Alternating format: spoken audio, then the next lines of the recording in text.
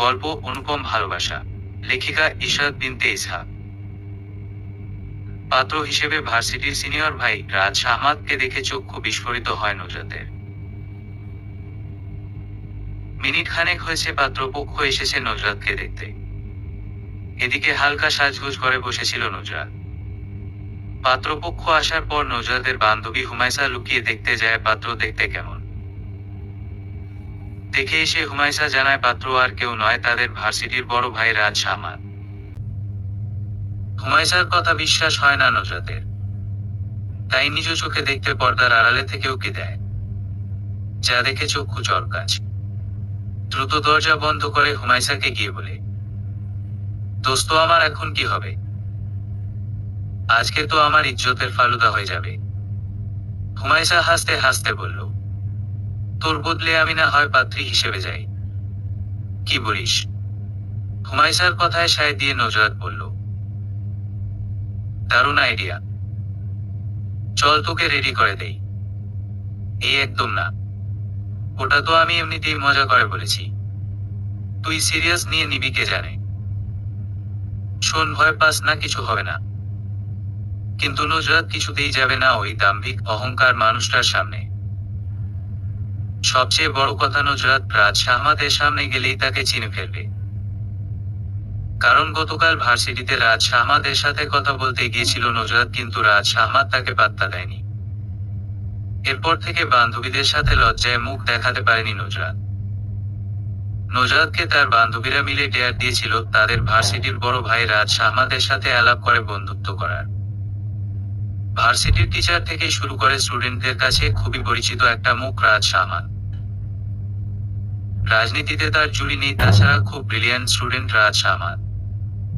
স্কুলে থাকাকালীন প্রেমে ব্যর্থ হয়ে প্রতিজ্ঞা করেছে জীবনে আর কোন দিন প্রেম নামক সম্পর্কে জড়াবে না, একেবারে বিয়ে করবে। তাই ভার্সিটির কোন মেয়েদের পাত্তা দেয় না রাজ আহমাদ। এমনকি মেয়েদের সাথে কথা বলতেও ঘৃণাবোধ কাজ করে নিজের মধ্যে। কিন্তু নুজরাত রাজ আহমাদের সম্পর্কে জানত না, তাই তো বান্ধবীদের পাল্লায় পড়ে রাজ আহমাদের সাথে বন্ধুত্ব করতে যায়। নুজরাতের বান্ধবীরা জানত রাজ আহমাদ কোন মেয়েদের সাথে বন্ধুত্ব করে না, তাই ইচ্ছে করেই এই ডেয়ার দেয়। যদিও হুমায়সা সাবধান করেছিল নুজরাতকে, কিন্তু নুজরাত শুনে নাই, যে ধরে বন্ধুত্ব করে দেখিয়ে দিতে চেয়েছিল তার বান্ধবীদের। লম্বা দম নিয়ে এগিয়ে যায় রাজ আহমাদের কাছে, গিয়ে বলে, হাই ভাইয়া। নুজরাত আচমকা এসে কথা বলায় ভ্রু কুঁচকে তাকায় রাজ আহমাদ। খানিকক্ষণ চুপ করে থেকে বলল, কি চাই? বন্ধুত্ব। আপনার সাথে বন্ধুত্ব করতে চাই ভাইয়া। রাজ আহমাদ তখন মুচকি হাসি দিয়ে বলল, সরি। তারপর রোজ চশমা চোখে দিয়ে এক প্রকার ভাব দেখিয়ে বন্ধুদের নিয়ে ওই স্থান ত্যাগ করে। আশেপাশে যতজন দেখেছে সবাই হাসতে হাসতে গড়াগড়ি খেয়েছে। শেষে ভরা ক্যাম্পাসে অপমানিত হয়ে ফিরে আসে নুজরাত। এরপর থেকে যখনই রাজ আহমাদের কথা মনে পড়ে তখনই গাল মন্দ করতে ভুলে না নুজরাত। যাই হোক, এখন রাজ আহমাদের সামনে থেকে পালাবে কিভাবে তার উপায় খুঁজতে ব্যস্ত দুই বান্ধবী।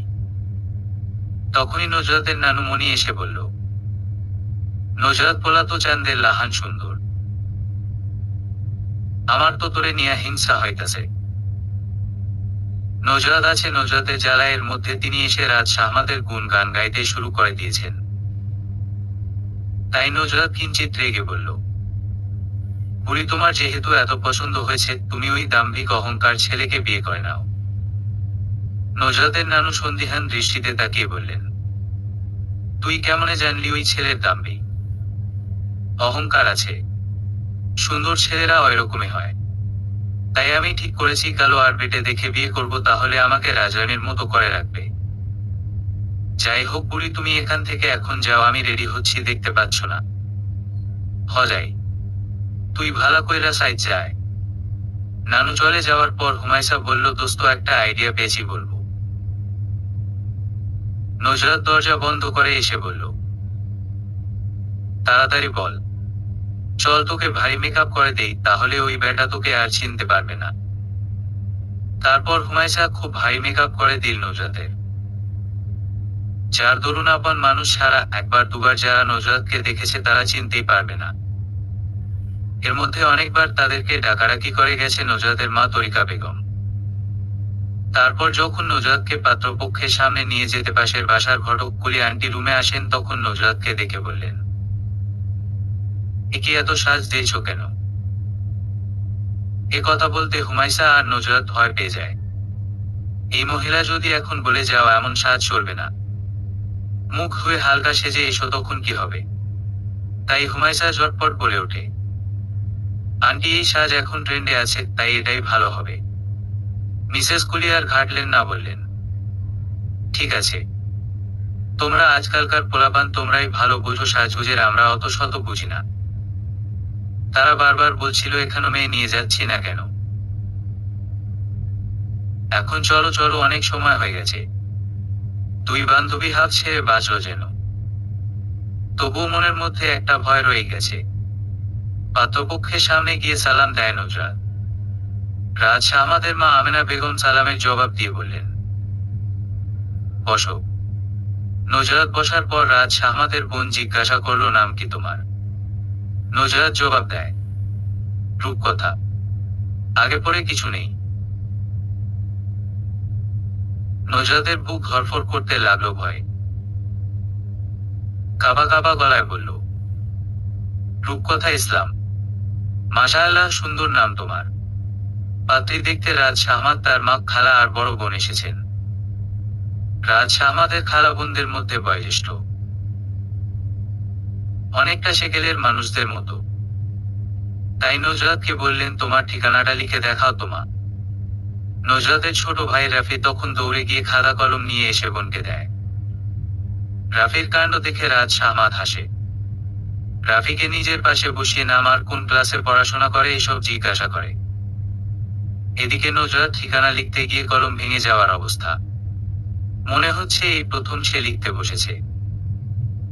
হাত কাঁপছে তার। এমনিতে নজরাতের হাতের লেখা ভীষণ সুন্দর, কিন্তু ভয় এখন খুব বিঅচিরি হয়ে যাচ্ছে।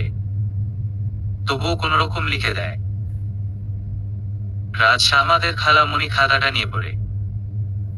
তারপর বাবার কথা জিজ্ঞাসা করলে নজরাতের চোখ ছলছল হয়ে ওঠে। নজরাতের এসএসসি পরীক্ষা চলাকালীন তার বাবার ওপেন হার্ট সার্জারি করা হয়। তারপরও বাঁচানো যায়নি নজরাতের বাবাকে। বাবার মৃত্যুর দুদিন পরেই বোর্ড পরীক্ষায় অংশগ্রহণ করতে হয়েছে তাকে। নজরাতকে কেউ বাবার কথা বললে কান্না করে দেয়। তাই মিসেস করি বললেন, ওর বাবা বেঁচে নেই, প্রায় 3 বছর আগে মারা গেছেন। এ কথা শুনে সবাই দুঃখিত হলেন। নজরাতকে সান্ত্বনা দিলেন রাজ আমাদের খালামণি। তারপর তরিকা বেগমের সাথে আরো কিছু গল্প করে বিদায় নিয়ে চলে গেলেন তারা। সন্ধ্যার সময় মিসেস করি এসে হায়হুতাশ করতে করতে বললেন, ভাবি আমি আগেই আপনার মেয়েকে বলেছিলাম এমন সাজ দিতে না। এখন পাত্র বাসায় গিয়ে বলছে মেয়ে নাকি মেকআপ সুন্দরী। পাত্র ন্যাচারাল সুন্দরী মেয়েকে বিয়ে করতে চায়। আমিও এই পাত্র হাতছাড়া করব না, দরকার হলে আবারও নিয়ে আসব। পরের দিন নজরাত ভার্সিটির ক্যাম্পাস বেরিয়ে তার ক্লাসের ভবনে যাওয়ার সময় পেছনে থেকে একটা পরিচিত কণ্ঠস্বর বলল, এই মেয়ে দাঁড়াও। মুহূর্তেই নজরাতের পা থেমে গেল। ভয় বুক ধরফর করতে শুরু হলো তার। লোকটার সম্মুখীন হয়ে মিয়ানো গলায় বলল, জি ভাইয়া, কিছু বলবেন? মনে মনে ভীষণ ভয় পাচ্ছে নজরাত। তাকে আবার চিনে ফেললো না তো রাজ আহমাদ। কিন্তু নজরাতকে অবাক করে দিয়ে রাজ আহমাদ বলল, এই মেয়ে তোমার নামটা যেন কি? নজরাত শান্ত চোখে রাদের দিকে চেয়ে বলল, নজরাত। আগে পরে কিছু নেই। নজরাত মাথা দুই দিকে নাড়িয়ে বোঝায় নেই। তারপর রাত বলল, আচ্ছা তুমি এখন যেতে পারো। নজরাত অনুমতি পেয়ে দ্রুত পা চালিয়ে নিজের ক্লাসে চলে গেল। নজরাতের আসল নাম রূপকথা ইসলাম আর ডাক নাম নজরাত। বেচারির দুইটা নাম হওয়ায় যাত্রায় বেঁচে গেল। নজরাত চলে যাওয়ার পর রাদের বন্ধু রিয়াদ খোঁচা দিয়ে বলল, কিরে দোস্ত, ব্যাপার কি? রাত ক্যান্টিনে যেতে যেতে বলল, কোন ব্যাপার না? ক্যান্টিনে এসে রাত ক্যান্টিনের মামাকে 2টো করে সিঙ্গারা আর 2টো সমুচা দিতে বলল দুজনকে। তারপর মায়ের ফোন আসলে রিসিভ করে। ওপাশ থেকে মায়ের কথায় কিছুটা রেগে যায় রাত। শেষে বলে, তোমাদের যা ইচ্ছা তাই কর, আমি এসবের মধ্যে নেই, এই বলে কল কেটে দেয়। এর মধ্যে তাদের নাস্তা চলে আসে। নাস্তা খেতে খেতে রিয়াদ বলল, তুই তো আন্টির সাথে কখনো এভাবে কথা বলিস না, তাহলে আজকে কি হলো তোর? গতকাল যে মেয়েটাকে দেখতে গিয়েছিলাম সেই মেয়েটা অনেকটা নুজরাত মেয়েটার মতো মনে হলো। তবে নুজরাত মেয়েটা ন্যাচারাল দেখলেই বোঝা যায়, আর্টিফিশিয়াল কিছু ইউজ করে না। তবুও কেন জানি দুটো মেয়ের মধ্যে অনেকটা মিল দেখতে পেলাম আমি। আম্মা ওই গতকালের মেয়েটাকে নিয়ে পড়ে আছে, সেজন্যই রাগ উঠে গেল। রিয়াদ খানিকটা ভেবে বলল, বাই এনি চান্স তুই কি নুজরাত মেয়েটাকে পছন্দ করে ফেলেছিস?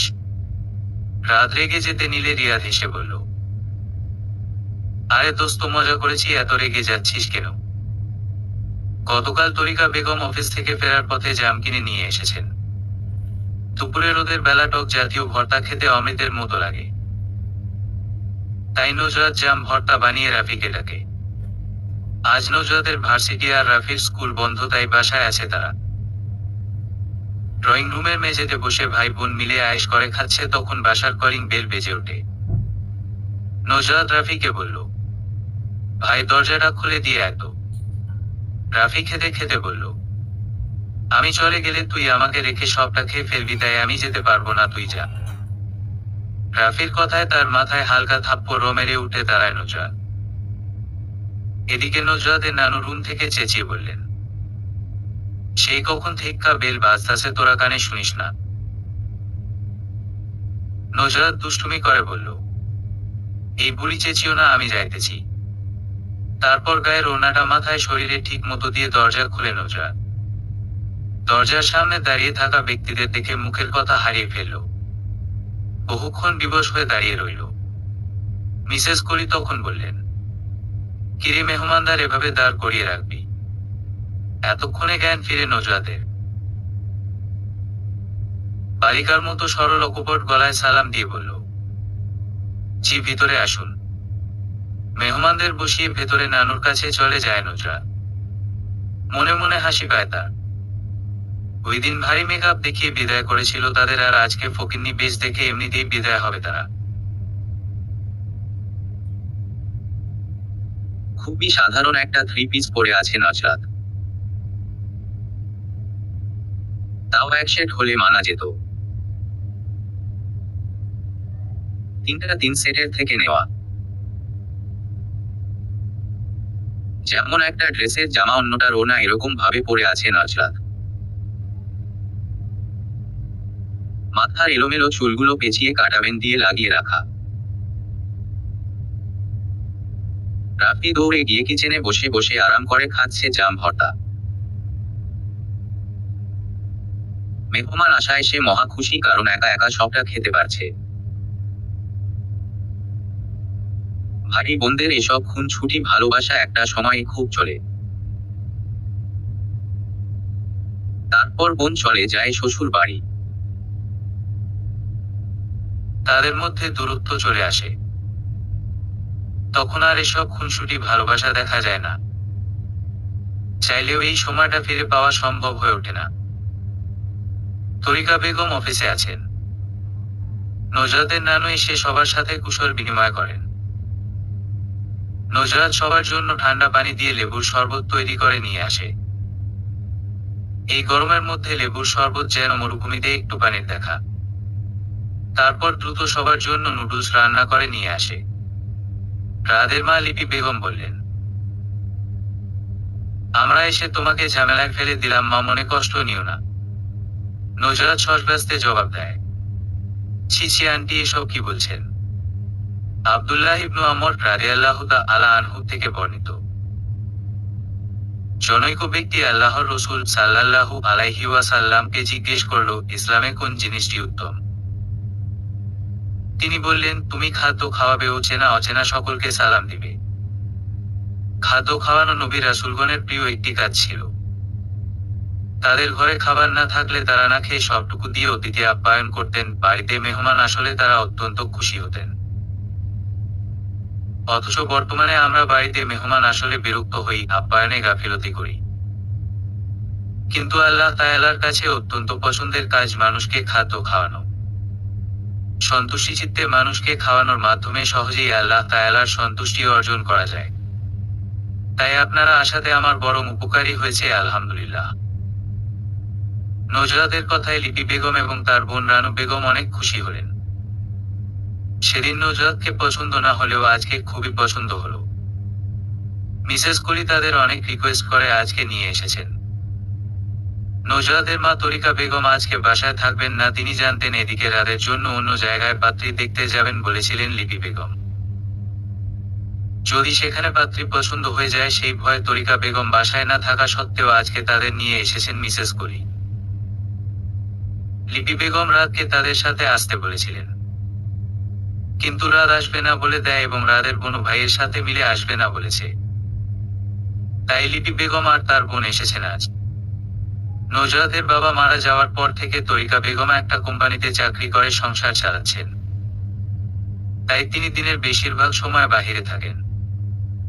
এদিকে নজরাতের ভার্সিটি বন্ধ থাকলে ঘরের সমস্ত কাজ করে রাখে, মায়ের কষ্ট যেন লাঘব হয় সেজন্য। তবে তরিকা বেগম ভোরবেলা উঠে রান্না করে দিয়ে যান। আজকে আর তেমন কিছু জিজ্ঞাসা করলেন না তারা নাজাতকে। নজরাতের রান্না করা নুডলস খেয়ে বিদায় নিয়ে চলে গেলেন। তারা চলে যাওয়ার কিছুক্ষণ পর মিসেস কলি আসলেন। তিনি খুবই উৎফুল্ল হয়ে বললেন, খালাম্মা, আমি বলেছিলাম না মেয়ে তাদের পছন্দ হবেই হবে। নজরাতের নানু বললেন, আজকে কি কইল তারা? মেয়ে তাদের পছন্দ হয়েছে, এখন বাসায় সবার সাথে বসে কথা বলে জানাবে বলেছেন। নজরাত নানু আলহামদুলিল্লাহ বলে আনন্দে আত্মহারা হয়ে পড়লেন। এদিকে পর্দার আড়ালে থেকে সবটাই শুনল নজরাত। শুনে কি প্রতিক্রিয়া করবে বুঝতে পারছে না সে। ভার্সিটিতে এক প্রকার লুকিয়ে ঢুকে নজরাত। কিছুতেই রাতের সামনে পড়া যাবে না, এই তার পণ। মা বলেছে এই রাত বেটার সাথেই তার বিয়ে দিবে। এদিক ওদিক তাকিয়ে হাঁটতে গিয়ে কারো সাথে ধাক্কা লেগে যেতে যেতে বেঁচে যায় সে। সামনে রাত বিচক্ষণ চোখে চেয়ে থেকে বলল, কোথায় চুরি করতে যাচ্ছ? নজরাত সামান্য কম্পিত কণ্ঠস্বরে বলল, আজও ভার্সিটিতে কেউ চুরি করতে আসে নাকি কেউ? তোমাকে দেখে তো তাই মনে হচ্ছে। নজরাত বিব্রত ও হতচকিত হয়ে বলল, আমাকে যেতে দিন। রাজপথ থেকে সরে দাঁড়ালে নজরাত এক প্রকার দৌড়ে চলে যায়। কথায় আছে না, যেখানে বাঘের ভয় সেখানেই সন্ধে হয়। নজরাতের অবস্থাও হয়েছে সেরকম। গতকাল তরিকা বেগম অফিস থেকে বাসায় ফিরে মায়ের কাছ থেকে সমস্ত ঘটনা শুনে বলেন, ছেলে ভালো হলে এখানেই মেয়ে বিয়ে দিবেন। মেয়েকে নিয়ে বড্ড দুশ্চিন্তা তার। নজরাতের বাবা নেই, তরিকা বেগমের যদি কিছু হয়ে যায় তবে ছেলে মেয়ে দুটোর রাস্তায় থাকতে হবে। তাই তিনি ভয় পান, ভালোয় মেয়ের বিয়ে দিয়ে নিশ্চিন্ত হতে চান। লিপি বেগম বাসায় ফিরে বললেন, এই মেয়েকেই আমি এ বাড়ির বউ করে আনতে চাই। বসার ঘরে সবাই বসেছিল। মায়ের কথা শুনে রাত বসা থেকে দাঁড়িয়ে যায়। একটু ভেবাচাকা খেয়ে বলল, আম্মা, আমি ওই মেকআপ সুন্দরী মেয়েকে বিয়ে করব না। তাছাড়া ঠিকানা লিখতে গিয়ে কলম ভেঙে ফেলার অবস্থা ওই মেয়ের। নিশ্চয়ই প্রতি ক্লাসে ফেল করতে করতে অনার্সে ভর্তি হয়েছে। ফারুক সাহেব ছেলেকে উদ্দেশ্য করে বললেন, শান্ত হয়ে বসো, এত উত্তেজিত হওয়ার কিছু হয়নি। আমি কথা বলছি তোমার মায়ের সাথে। বাবাকে খুব সমীহ করে চলে রাত আমার, তাই শান্ত হয়ে বসে। ফারুক সাহেব স্ত্রীকে বললেন, তোমার ছেলের যেখানে পাত্রী পছন্দ নয় সেখানে তোমার আগানোটা ঠিক হবে বলে আমি মনে করি না। কারণ বিষয়টা ওরা সারা জীবন একসাথে থাকবে। স্বামীর কথায় লিপি বেগম একটু দমে গেলেন। দমে যাওয়া গলায় বললেন, কিন্তু তোমার ছেলে যা বলছে তার কোন ভিত্তি নেই। মেয়েটা যথেষ্ট সুন্দরী এবং ব্যবহার অতুলনীয়। তোমার বিশ্বাস না হলে আপাকে জিজ্ঞাসা করে দেখো। এখনকার মেয়েরা সুন্দর হলেও মেকআপ করতে পছন্দ করে, তাই মেয়েটা একটু মেকআপ করে, এটা বড় রকমের সমস্যা ধরে নেবার কোন মানে হয় না। আর যদি মেকআপ এতই সমস্যা তাহলে আমি বলে দেব যেন মেকআপ না করে। স্ত্রীর যুক্তিতে ফারুক সাহেব ভাবালু গলায় বললেন, তুমি তো বেশ ইসলামের রীতিনীতি মেনে চলো, তাহলে একটা ধার্মিক মেয়ে কেন দেখছো না ছেলের জন্য? তোমাদের কথা মতো বোঝা যাচ্ছে মেয়েটা ততটা ধার্মিক বা পর্দাশীল নয়। মেয়েটা পর্দাশীল না হলেও ইসলামের জ্ঞান রাখে। আমি ওকে নিজ হাতে শিখিয়ে নেব ইনশাআল্লাহ। বাবা মায়ের কথার মাঝে রাত বলে উঠল, পড়াশোনাটাও কি শিখিয়ে দিবে আম্মা? লিপি বেগম ছেলের দিকে কড়া দৃষ্টিতে তাকিয়ে বললেন, পড়াশোনা না জানলে মেয়েটা বোর্ড পরীক্ষায় অংশগ্রহণ বা বোর্ড পরীক্ষায় উত্তীর্ণ হতে পারত না। তোমার মতো বাহ্যিক দিক বিবেচনা করে আমি কোন কাজ করি না। মেয়েটা সেদিন সম্পূর্ণ অপরিচিত মানুষদের সামনে লিখতে গিয়ে ঘাবড়ে যায়, তাই বলে তাকে মূর্খ ভেব না।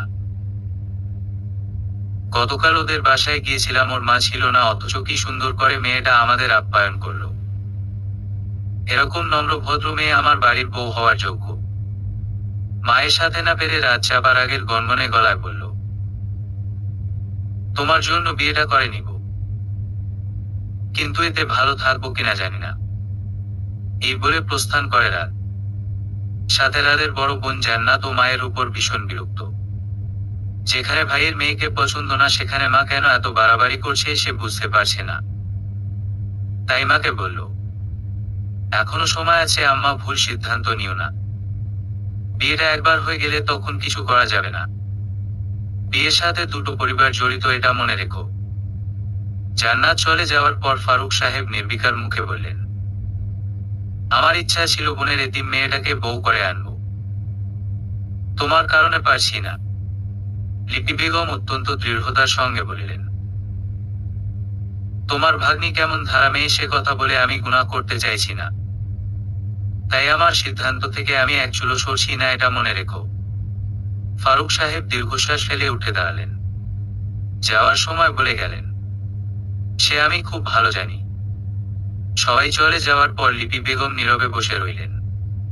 নজরাতের কথা ভাবতে লাগলেন। মেয়েটাকে তার কোন দিক দিয়ে খারাপ বলে মনে হলো না, তবুও পরিবারের বিরুদ্ধে গিয়ে বিয়েতে আগাতে একটু দ্বিধা কাজ করছে। ভার্সিটির দুতলার রেলিং ধরে ঝুঁকে দাঁড়িয়ে আছে রাত। পাশে তাসনুভা এসে দাঁড়ায়। রাতের পেয়েও কিছু বলে না, তার মন বিষণ্ণতায় ঘিরে আছে। তাসনুভা রাতের দৃষ্টি অনুসরণ করে তাকিয়ে বলল, ওদের মধ্যে রিলেশন চলছে, সে থেকে লাভ নেই। রাত তাসনুভার দিকে তাকিয়ে বলল, কাদের কথা বলছিস? মুখ চোখে বিহ্বল ভাব তার। তাসনুভা ইশারা করে বলল, ওই যে মেয়েটার দিকে তাকিয়ে আছিস তার কথা বলছি, সামনের যে ছেলেটা ওর সাথে রিলেশনে আছে। তাসনুভার কথায় রাত ক্যাম্পাসের বট গাছটার দিকে নজর দিল। ওখানে নাজরাত মেয়েটা একটা ছেলের সাথে কথা বলছে। ওদের কথাই বলল তাসনুভা, অথচ রাত তাদের এতক্ষণ খেয়ালই করেনি। অনেক সময় আমরা একটা দিকে তাকিয়ে থাকি ঠিক, কিন্তু মনে নানা রকম চিন্তা ভাবনা চলতে থাকে, অথচ যেদিকে আমরা তাকিয়ে আছি সেদিকে নিয়ে আমাদের কোন ভাবনা চিন্তা কিছুই থাকে না। এটাকে অনেকে ধ্যানে মগ্ন হওয়া বলে। তাই তাসনুভা ভেবেছিল রাত নজরাতের দিকে তাকিয়ে আছে। রাতের সহপাঠী তাসনুভা একদিন প্রেমের প্রস্তাব দিয়েছিল রাতকে। রাত সেই প্রস্তাব ফিরিয়ে দেয়। এরপর থেকে নজরে রাখে রাত কোন মেয়ের সাথে রিলেশনে যায় কিনা দেখার জন্য, এবং কি তাদের মাঝে ফাটল ধরানোর সিদ্ধান্ত নিয়ে রাখে। সে চায় না ভার্সিটির কোন মেয়ে রাতকে নিজের করবা। তো কয়েকবার দেখলো রাত নজরাত মেয়েটার সাথে কথা বলতে, অথচ রাত অন্য কোন মেয়েদের সাথে কথা বলে না। তাই সন্দেহ করে রাত নজরাতকে পছন্দ করে। আর তাই রাতের কাছে নজরাতকে খারাপ সাজাতে বলল নজরাত যেই ছেলেটার সাথে কথা বলছে সেই ছেলেটি নজরাতের বয়ফ্রেন্ড। একেই তো মুড অফ, তার উপর তাসনুভার এসব আজে বাজে কথা। মেজাজটা চৌড়া হয়ে উঠল রাতের। তাই মুখটা একটু গম্ভীর করে বলল, ওই মেয়ের ব্যাপারে জানতে চেয়েছি আমি। তাসনুভা অস্ফুট গলায় বলল, এমনিতেই বললাম আর কি। তারপর চোরা চোখে রাতের দিকে তাকায়। রাত বিরক্ত হয়ে আর কিছু না বলে চলে যায় এখান থেকে। তাসনুভা রাতের কোন ভাবান্তর বুঝতে পারল না। তার যাওয়ার পানে তাকিয়ে থাকে কিছুক্ষণ। ফারুক সাহেবের দুই ছেলে এবং দুই মেয়ে। প্রায় 1 বছর হতে চলল বড় ছেলে পরিবারকে না জানিয়ে বিয়ে করে নিয়েছে। তাই লিপি বেগম বড় ছেলের জন্য এ বাড়ির দরজা বন্ধ করে দিয়েছেন। আর বড় মেয়ের বিয়ে হয়েছে, সাথে একটা প্রাইভেট কলেজে শিক্ষকতা করছে। তারপর রাজ শাহমাত তাকে নিয়ে কোন রিস্ক নিতে চান না লিপি বেগম, তাই পড়াশোনা চলাকালীন অবস্থাতেই নিজের পছন্দের পাত্রীর সাথে বিয়ে দিতে চান। ছোট মেয়ে জুই ইন্টার প্রথম বর্ষে পড়ছে। বাসায় থেকে পড়াশোনা হবে না বলে হোস্টেলে থাকে সে। একদিন ছুটির দিনে মিসেস করি তরিকা বেগমকে নিয়ে রাদের বাড়িতে এলেন। লিপি বেগম আপ্যায়নের ত্রুটি রাখলেন না। জান্নাত ও মায়ের সাথে সাথে সবকিছু এগিয়ে দিলেন। তারপর বিয়ের কথা উঠলে লিপি বেগম বললেন, আমার ছেলের পড়াশোনা এখনো শেষ হয়নি জানেন তো আপা। তবে কয়েক মাস পরেই ওর মাস্টার্স ফাইনাল পরীক্ষা। তাই আমি চাইছিলাম এখন বিয়েটা হয়ে থাকবে, 6 মাস পর আমি বউ সাজিয়ে ঘরে তুলব। এখন আপনার মতামত কি? লিপি বেগমের কথায় তরিকা বেগম একটু ভাবুক হয়ে বসে রইলেন। তখন মিসেস কলি চাপা জরুরি গলায় বললেন, ভাবি কিছু বলছেন না যে? এমন ছেলে কিন্তু লাখে একটা, মোটেও হাতছাড়া করা যাবে না। তরিকা বেগম মলিন একটু হেসে লিপি বেগমের উদ্দেশ্যে বললেন, আপনি কিছু মনে করবেন কিনা বুঝতে পারছি না। আপা মেয়েটার বাবা নেই জানেন তো, তাই আমার মায়ের সাথে একটু কথা বলে সিদ্ধান্ত জানাতে চাইছিলাম। লিপি বেগম সশব্যস্তে জবাব দেন, অবশ্যই, কেন নয়। উনিই তো আপনার বাসার বয়োজ্যেষ্ঠ, ওনাকে ছাড়া আপনার একা সিদ্ধান্ত নেওয়া উচিত হবে না। আমারই ভুল হয়েছে আপা। ফারুক সাহেব বাহির থেকে আসলে লিপি বেগম ওনাকে ডেকে তরিকা বেগমের সাথে পরিচয় করিয়ে দিলেন। ফারুক সাহেব এই সম্বন্ধতে খুশি না থাকলেও খুবই ভালো ব্যবহার করলেন পাত্রীর মায়ের সাথে। তারপর রাজ শাহমাতকে ওর ডেকে আনলেন লিপি বেগম। রাত এসে ভদ্রতার সহিত সালাম দিল। মায়ের কথায় কোনার দিকে একটা সোফায় বসে রইল চুপচাপ। বেশ কিছুক্ষণ পর তরিকা বেগম লক্ষ্য করলেন রাত বড়দের মাঝে থেকে আনিজি ফিল করছে, তাই তিনি বললেন, আচ্ছা বাবা, তুমি যেতে পারো। রাত যেন হাফ ছেড়ে বাঁচল। যাওয়ার সময় সালাম দিয়ে চলে গেল। কিছু দূর গিয়ে অনুচ্চ স্বরে বলল, আমার বাচ্চা আম্মা। জান্নাত শুনতে পেয়ে বলল, আমার বাচ্চা তো তুই। তারপর মৃদু একটু মজা পাওয়ার হাসি হাসলে রাত বলল, আমার এই করুণ দশা দেখে তুই হাসছিস? দেখ ভাই, আমি কিন্তু যথেষ্ট তোর হয়ে কথা বলেছি। এখন যখন তুই ফেক সেই গেছিস, তখন সবটা হাসি মুখে মেনে নেওয়াই বেটার। রাত মন খারাপ করে চলে যায় নিজের রুমে। জান্নাত বুঝতে পারছে ভাইয়ের অবস্থা, কিন্তু এ বাসায় তার মায়ের উপর কেউ কথা বলতে পারে না, তাই চুপচাপ মেনে নেওয়া ছাড়া কোন উপায় নেই। শুধু এ বাসা নয়, তার শ্বশুর বাড়িতেও তার শাশুড়ির কথাই শেষ কথা হয়, যার কারণে তার স্বামীর সাথে বেশিরভাগ সময় ঝগড়া হয়। ভদ্রমহিলা চান না জান্নাত চাকরি করুক, এসব নিয়েই ঝগড়ার শুরু। আসলে মেয়েরা মূলত বাধ্য হয়েই চাকরি করে। ইসলামে একটা নারীর সমস্ত দায়িত্ব একটা পুরুষের উপর দেওয়া হলেও সেই পুরুষ ওই নারীর বড়জোর খাদ্য, বাসস্থান আর চিকিৎসার ব্যয় ঠিকমতো পালন করলেও এর বাহিরেও যে একটা নারীর হাত খরচ বাবদ টাকার প্রয়োজন হয়, এটা খুব কম পুরুষই বুঝতে পারে। আর সেই কারণেই নারীরা স্বাবলম্বী হতে চায়। যাই হোক, তরিকা বেগম আজকের মতো বিদায় নিয়ে চলে গেলেন। বাসায় গিয়ে মায়ের সাথে সবকিছু বললেন। তঞ্জুবের নেসা মেয়ের মুখে পাত্র সম্পর্ক শুনে বললেন, শুনছেই বিয়াতে ছেলের মা সবচেয়ে বেশি আগ্রহী প্রকাশ করে, সেই বিয়া ভালোই হয়। এমন শাশুড়িরা একসময় শাসন করে, আবার এক সময় অনেক আদর যত্নে রাখে ছেলের বউদের। আমার কাছে সম্বন্ধটা ভালোই মনে হইতাছে। তুই ভাইব্বা দেখ কি করবি। মা আর নানুর কথা কিছুটা শুনে নজরাত এসে বলল, আম্মু, আমি এই বিয়ে করব না। মেয়ের কথায় তরিকা বেগম উঠে দাঁড়ান। চিন্তিত হয়ে জিজ্ঞেস করেন, তোর কি কারো সাথে সম্পর্ক আছে? নজরাত তাড়াতাড়ি জবাব দেয়, না আম্মু, ওসব কিছু নেই। কিন্তু এই ছেলেকে আমি বিয়ে করতে পারবো না। এই ছেলেকে নিয়ে কি সমস্যা তোর? এই ছেলে আমাদের ভার্সিটিতে পড়ে, খুবই অহংকার ওনার, কারো সাথে কথা বলতে চায় না। কেন, তুই কথা বলতে গিয়েছিলি নাকি? মায়ের কথা শুনে লজ্জায় পড়ে যায় নজরাত। মিনমিনে গলায় বলে, আম্মু বাদ দেও না, আমার এই ছেলেকে ভালো লাগে না। বুঝতে পারছো না কেন? তরিকা বেগম যতদূর সম্ভব কঠোর মুখভঙ্গি করে বললেন, এখানে তোর সমস্যা ওই ছেলের তো কোন সমস্যা দেখতে পাচ্ছি না। তুই যদি ওই ছেলেকে পছন্দ না হওয়ার উপযুক্ত কোন কারণ দেখাতে পারতি তাহলে আমি মেনে নিতাম, কিন্তু তুই যেগুলা বলছিস তার কোন ভিত্তি নেই। তারপর তঞ্জুবের নেশার দিকে তাকিয়ে বললেন, আম্মা আমি সিদ্ধান্ত নিয়ে নিয়েছি আমি এখানেই মেয়ে বিয়ে দিব। এটাই আমার শেষ কথা, তুমি ওরে বোঝাও। তরিকা বেগম চলে যাওয়ার পর বৃদ্ধা নাতনিকে নিজের কাছে বসিয়ে মাথায় হাত বুলিয়ে দিতে দিতে বললেন, শোন নাতনি পোলারা যতই দাম দেখা বউয়ের কাছে তারা বেলাইয়ের মতো বুঝলি। বউয়ের কাছে তারা চাইলেও দাম দেখায়া চলতে পারে না। বাইরে সবার কাছে একটু দাপট দেখায়া চলা লাগে। এর মধ্যেই একটা মানুষের ব্যক্তিত্ব বোঝা যায়। আইজ যদি পোলায় নানু পোলা শুনতে কেমন যেন লাগছে ছেলে বলো। আচ্ছা শোন, আইজ যদি ছেলেটা মায়াগো লগে কথা কয়ে বেড়াইতো, রাস্তাঘাটে মায়াগো দেখলে গান ধরতো, তখন কিন্তু তোর বালা লাগতো না। তখন তুই কইতি ছেলেটার চরিত্রের দোষ আছে। শোন নাতনি আমি বলি কি, এমন পুরুষরাই এক নারীতে আসক্ত হয়। তুই আর অমত করিস না, রাজি হয়ে যা।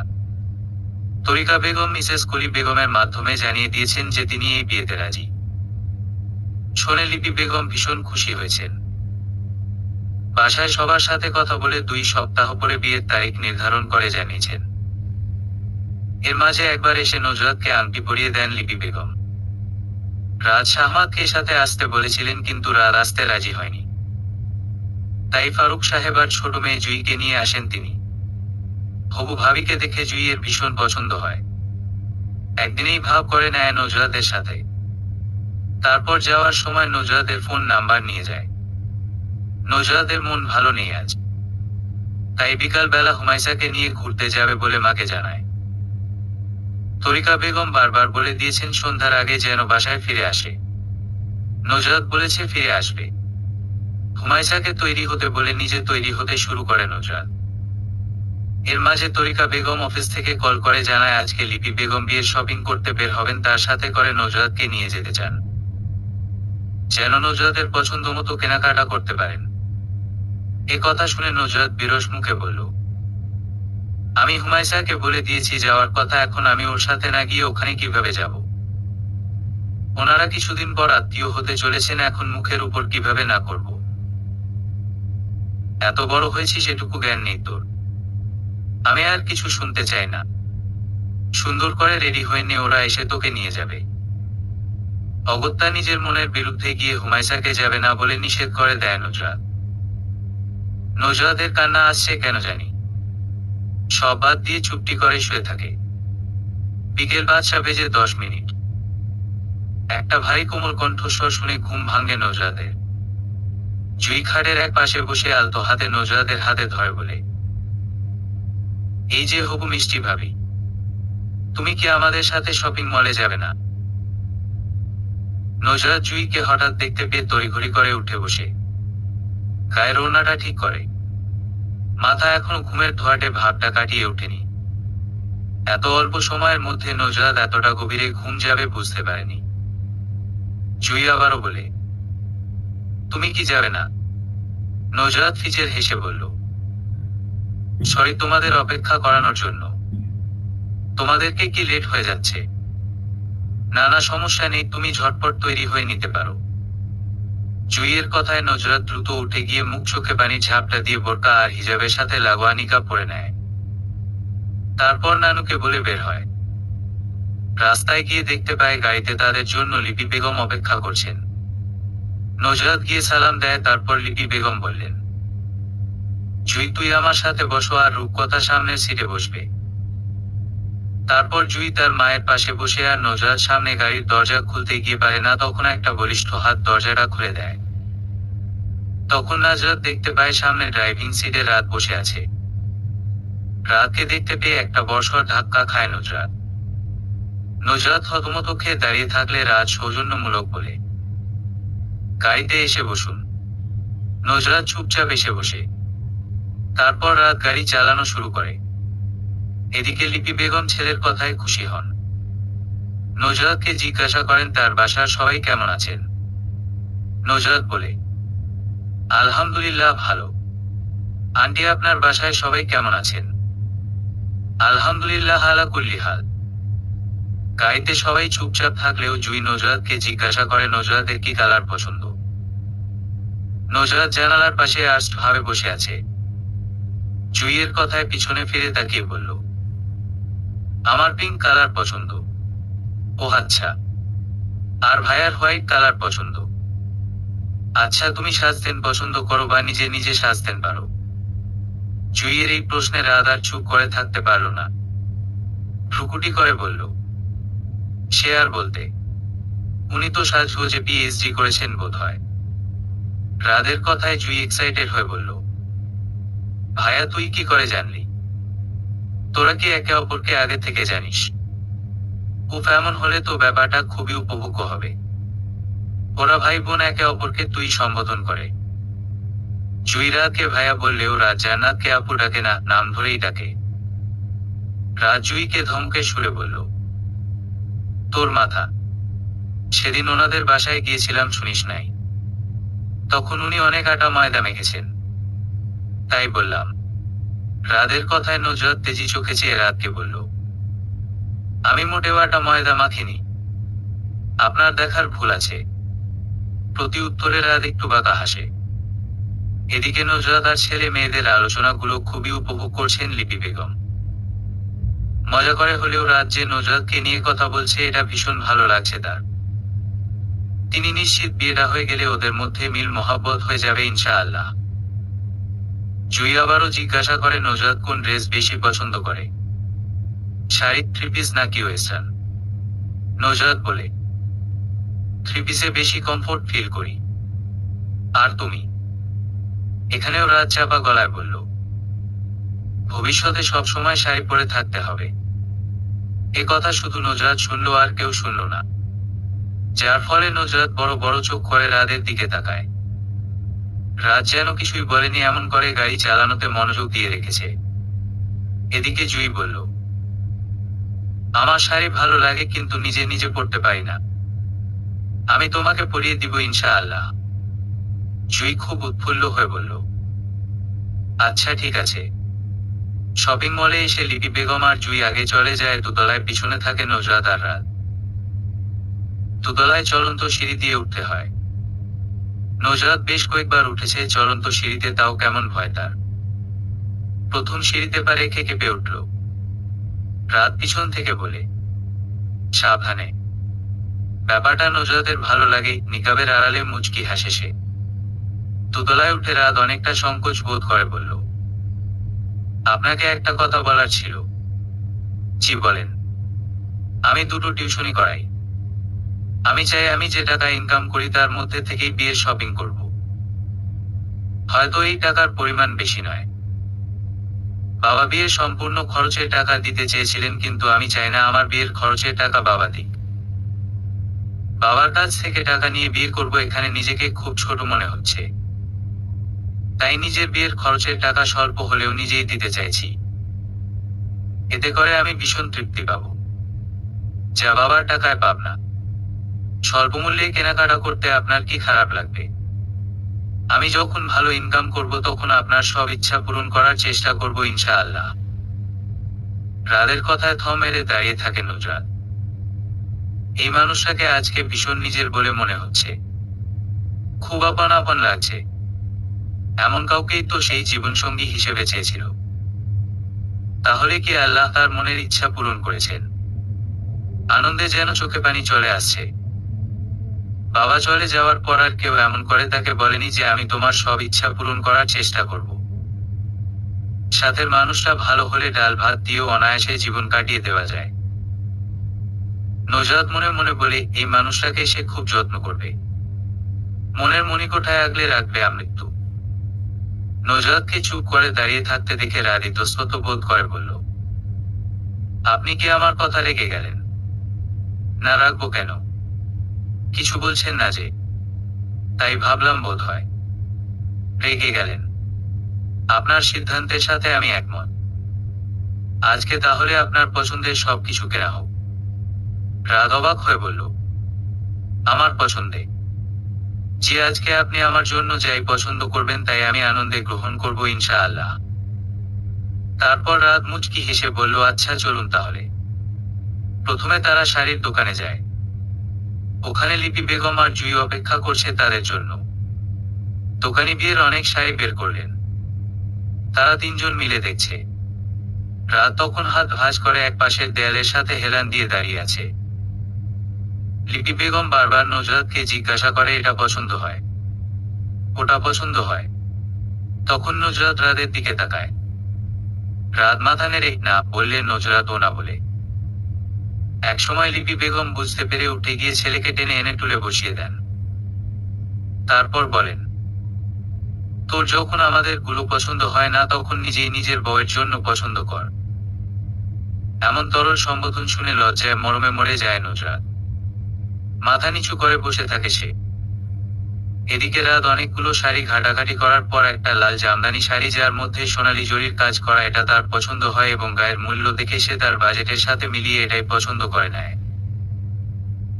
এটার সাথে মিলিয়ে দোপাট্টা নিয়ে তারপর সবাইকে বলে দোকানিকে এটা প্যাকেট করতে বলে।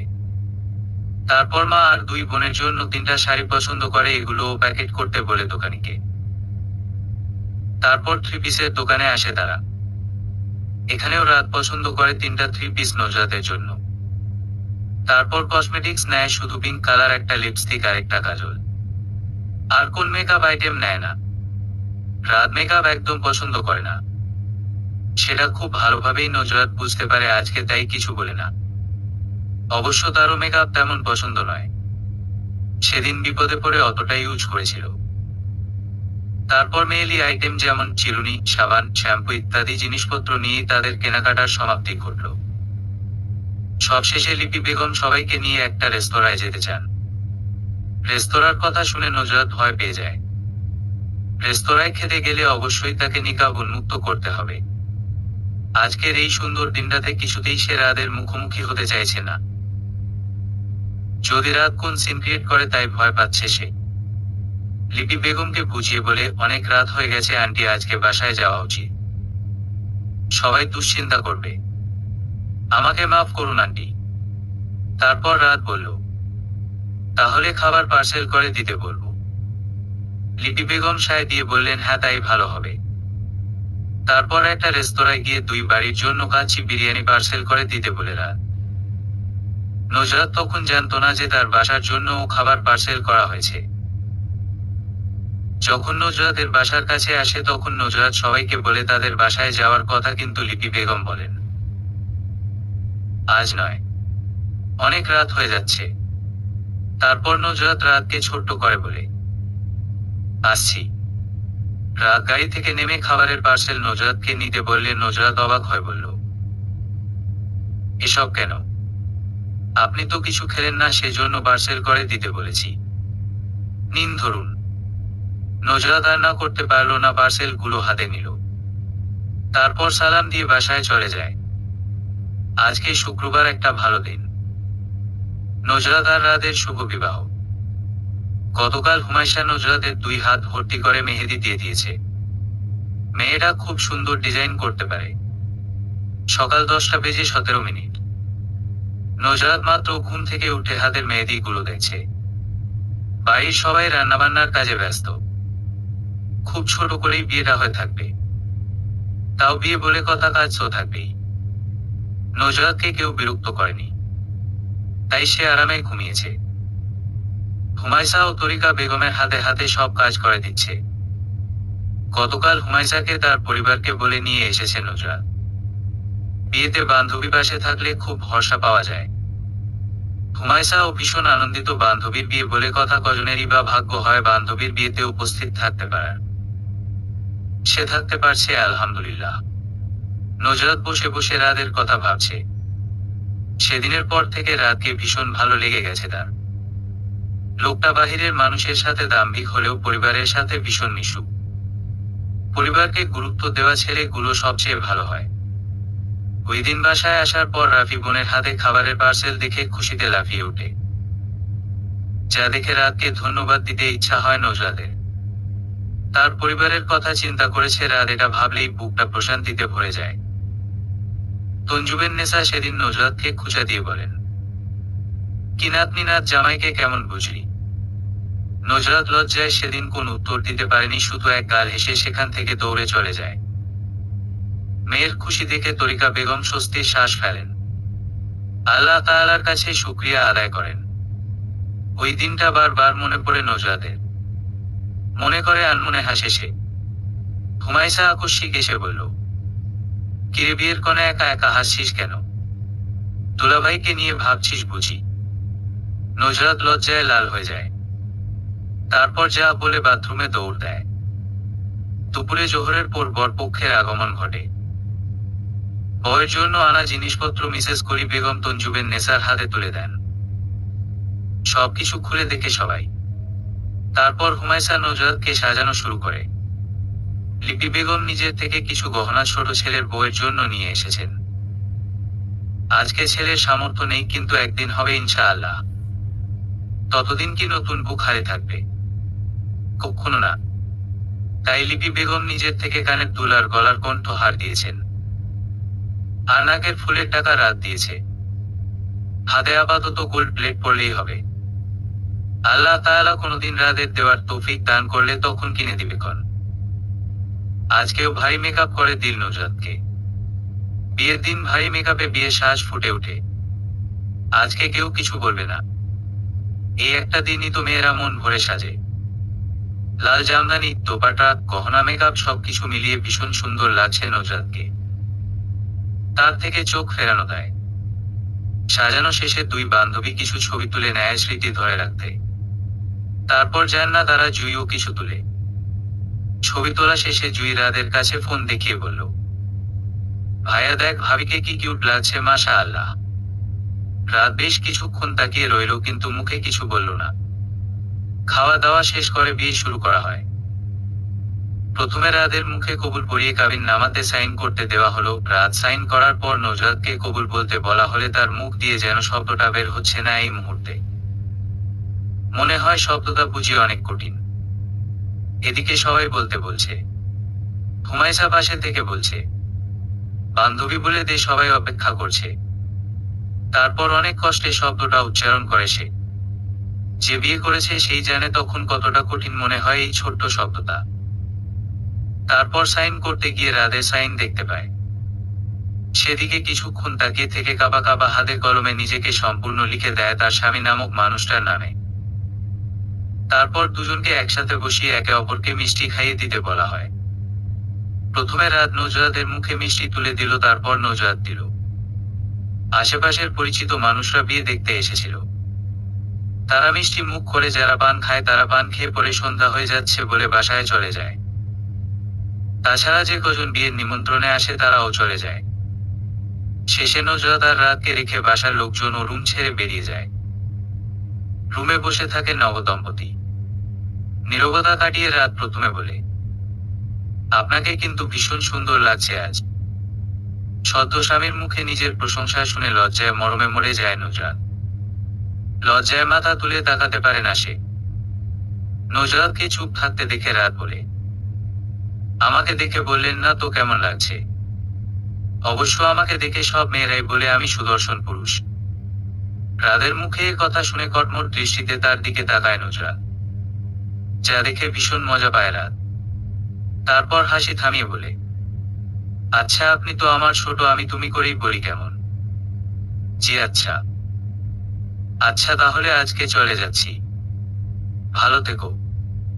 রাত চলে যাবে বলায় মন খারাপ হয়ে গেল নজরাতের, যা বুঝতে পারে রাত। তাই নজরাতকে সান্ত্বনা দিতে বলল, বিয়েতে বিশ্বাস করি আমি। বিয়েটা মোটেও ছেলে খেলা নয়। বিয়ে যখন করেছি তখন তোমার সব দায়িত্ব আমার। আমি চেষ্টা করব আমার দায়িত্ব পালন করার ইনশাআল্লাহ। তোমার মোহরানা টাকা পরিশোধ করে তবেই আমি তোমাকে সম্পূর্ণ আমার করে নিব ইনশাআল্লাহ। মন খারাপ করো না, খুব শীঘ্রই দেখা হবে আমাদের ইনশাআল্লাহ। তারপর রাত উঠে চলে যেতে গিয়েও ফিরে এসে বলল, আমাদের একটা ছবি তুলে রাখা উচিত তাই না? এই দিনটা তো কখনো ফিরে আসবে না। তারপর সেলফি তুলে আল্লাহ হাফেজ বলে বেরিয়ে যায় রাত। বসার ঘরে গিয়ে বাবাকে বলে, বাবা রাত বেড়ে যাচ্ছে, আমাদের যাওয়া উচিত। জান্নাত রাদের পাশে বসে চাপা গলায় বলল, তুই চলে গেলে রূপকথার মন খারাপ হবে না? তুই না হয় আজকে থাক এখানে। রাত না বোঝার ভান করে বলল, মন খারাপের কি আছে? আছে অনেক কিছু, তুই বুঝবি না। রাত মোহরানা টাকা পরিশোধ করে তবে স্ত্রীকে স্পর্শ করার কথা ভেবেছে, কিন্তু রাদের মনের কথা কেউ জানে না। লিপি বেগম ভেবেছিলেন আজকে রাত থাকবে এখানে। এমনিতেই তার ইচ্ছায় বিয়েটা হয়েছে, তাই তিনি আর জোর করতে পারলেন না। সবকিছুতেই জোর করা উচিত কাজ নয়। তরিকা বেগমকে বললেন, আবা কিছু মনে করবেন না, আসলেও একবারে বুকে সময় হলে তুলে নিয়ে যেতে। সম্পূর্ণ কথা শেষ করার আগেই তরিকা বেগম বললেন, আমি কিছু মনে করছি না আপা। বিয়ে হয়েছে, এখন ওরা যেটা ভালো মনে করে সেটাই হবে। আমাদের এখানে হস্তক্ষেপ করা ঠিক না। হ্যাঁ অবশ্যই। আচ্ছা আজকে তাহলে আমরা বিদায় নিচ্ছি। আচ্ছা, আবার সবাইকে নিয়ে আসবেন ইনশাআল্লাহ। আপনারাও যাবেন কিন্তু ইনশাআল্লাহ। তারপর সবাই নজরাদের সাথে কথা বলে বিদায় নিয়ে চলে যায়। নজরাত একা ঘরে স্তব্ধ হয়ে বসে থাকে। কেমন যেন সব ফাঁকা ফাঁকা লাগছে তার, যেন কিছু হারিয়ে গেছে। হুমায়সা আজকে ওর সাথে থাকলে ভালো হতো। মেয়েটার মা অসুস্থতায় আজকে আর থাকতে পারল না। ঘণ্টাখানেক পর তরিকা বেগম মেয়ের খোঁজ নিতে সময় পান। এত সময় ঘর গুছাতে ব্যস্ত ছিলেন। মেহমান চলে যাওয়ার পর ঘর অগোছালো হয়ে থাকবে, এটা স্বাভাবিক। তাই কিছুটা পরিষ্কার করে মেয়ের কাছে এসে বসলেন। নজরাত দুই হাঁটুতে থুতনি রেখে বিছানায় আঁকিবুকি করছে, তখন তরিকা বেগমের কথায় মাথা তুলে তাকায়। কিরে মা, মন খারাপ লাগছে? কই না তো। তাহলে এভাবে বসে আছিস কেন? শাড়ি গহনা খুলে সুতি থ্রি পিস পরে নে, আরাম লাগবে। ঘুম যাচ্ছি আম্মু। আচ্ছা যা, আমি তোর জন্য কিছু একটা নাস্তা বানিয়ে আনি। না আম্মু, তুমি এখন রেস্ট নাও। সারাদিন কত দখল গেল তোমার। তাহলে তোর শ্বশুর বাড়ি থেকে যে মিষ্টি আনা হয়েছে সেই মিষ্টি নিয়ে আসি। তোর তো ছানা মিষ্টি পছন্দ, মিষ্টি খেয়ে একটু শুয়ে থাক, ভালো লাগবে। পরে উঠে রাতের খাবার খাবি। তারপর তরিকা বেগম চলে যাওয়ার পর নজরাত শাড়ি চেঞ্জ করে থ্রি পিস পরে ফ্রেশ হয়ে আসে। এখন খুব হালকা লাগছে নিজেকে। রাত 11:30। নজরাত এশার নামাজ পড়ে খাবার খেয়ে শুয়ে শুয়ে ফেসবুক স্ক্রল করছে, এমন সময় অপরিচিত নাম্বার থেকে কল আসে। কল রিসিভ করে সালাম দিল নজরাত। উপাস থেকে সালামের জবাব দিয়ে বলল, আমি রাত বলছি। নজরাত ক্ষীণ একটু হেসে বলল, হুম জানি। কি করে জানলে? এমনিতেই বুঝতে পেরেছি। আচ্ছা, কি করছিলে? নজরাত বিনা ভূমিকায় বলল, এই তো ফোন স্ক্রল করছিলাম। আপনি কি করছেন? এই প্রশ্নটা করে নজরাত নিজেই বোকা বনে গেল। তবুও রাত বলল, আমার নতুন বউয়ের সাথে কথা বলছি। এই তরল মন্তব্যে এত লজ্জা পায় নজরাতের, যা বলে বোঝাতে পারবে না। তাই আর কিছু বলার ভাষা খুঁজে পেল না।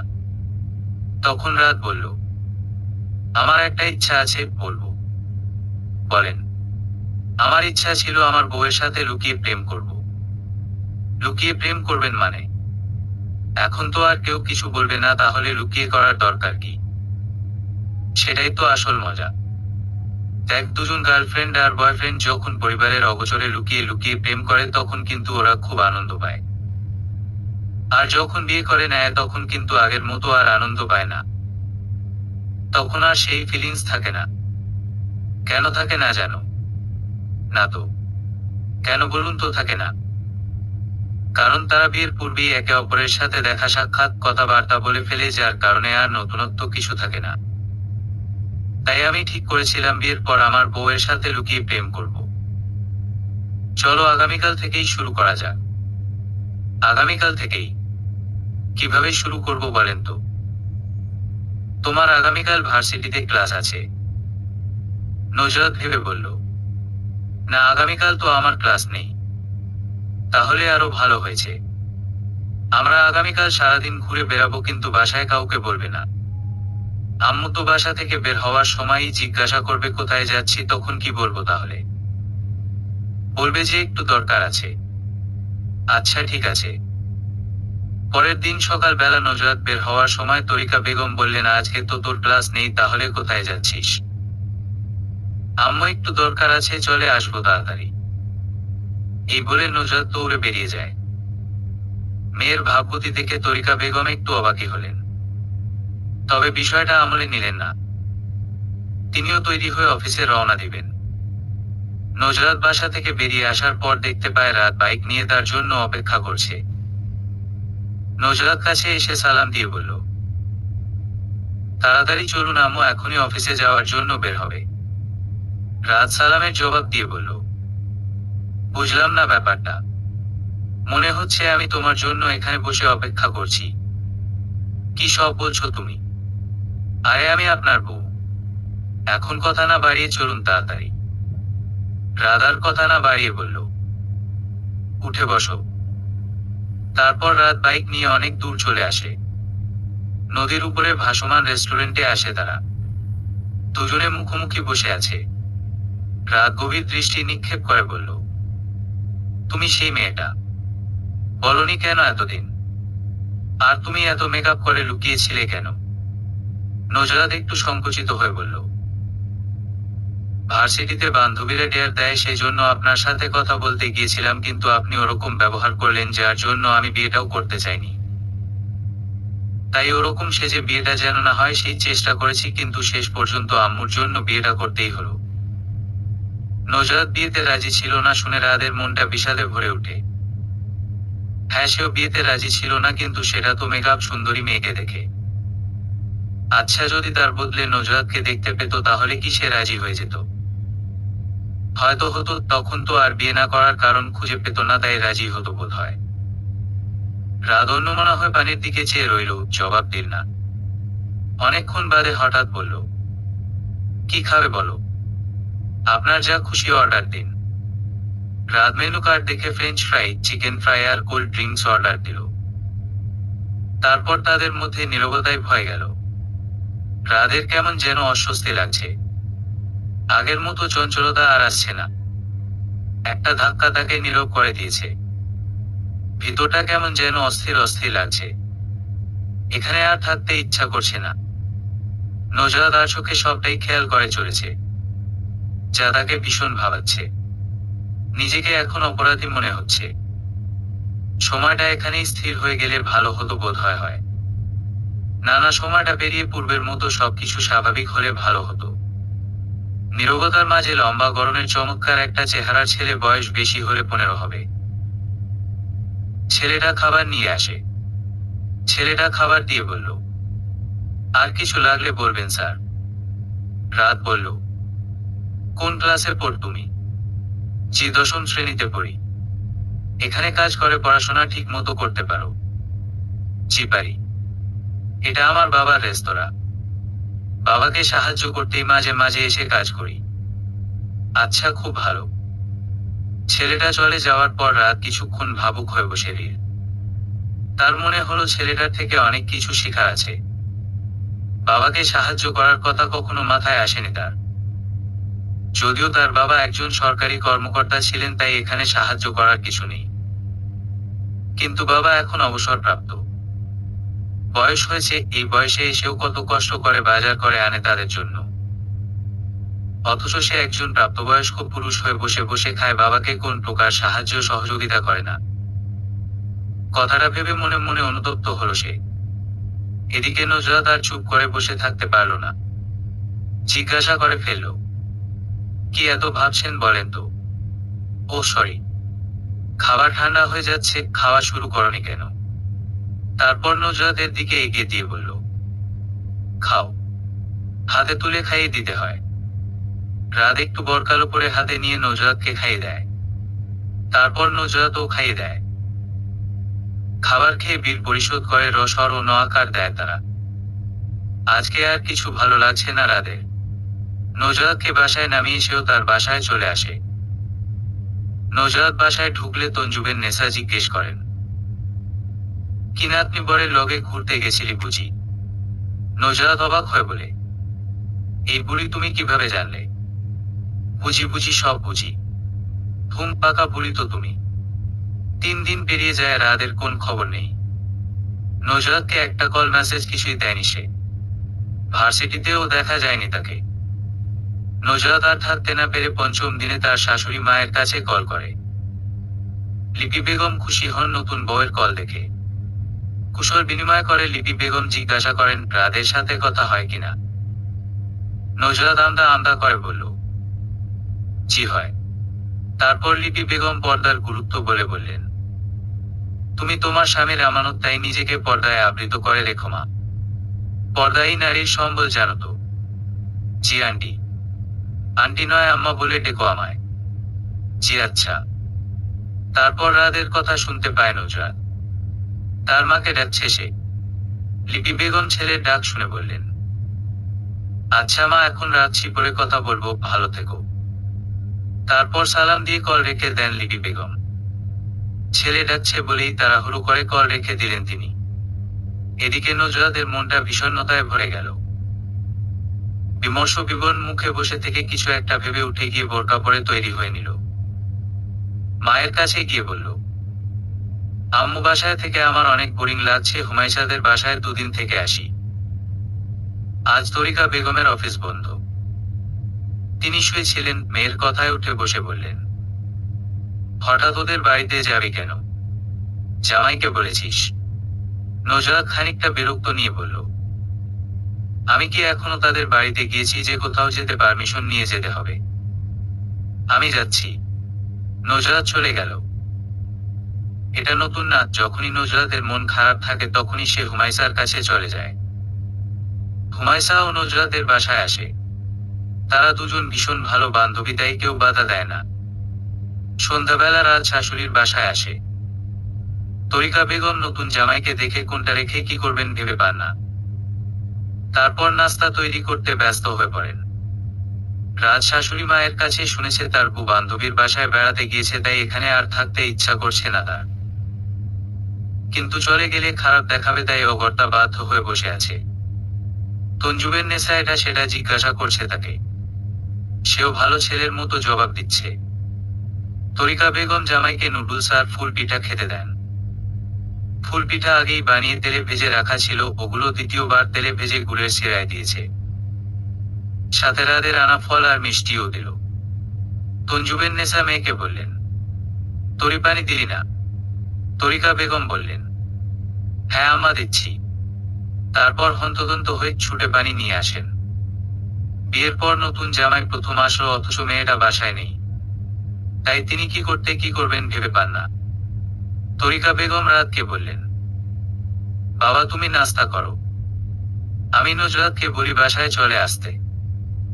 এ কথা শুনে রাত ব্যস্ত হয়ে বলল, না আন্টি, ওকে কিছু বলার দরকার নেই। আমি এমনিতেই এসেছিলাম, চলে যাব এখন। কি বলো বাবা, আজকে থাকবে না? নজরাত নাই বলেই তুমি চলে যেতে চাইছো? আমি এক্ষুনি নজরাতকে আসতে বলছি। না আন্টি প্লিজ, ওকে আসতে বলবেন না। রাত হয়ে যাচ্ছে, একা আসাটা রিস্ক হবে। রাতের শেষের কথায় দমে যান তরিকা বেগম। সত্যিই তো রাত হয়ে যাচ্ছে, একা মেয়েটা আসবে কিভাবে? পরিস্থিতি তো ভালো না, কখন কি দুর্ঘটনা ঘটে তার তো কোনো ঠিক নেই।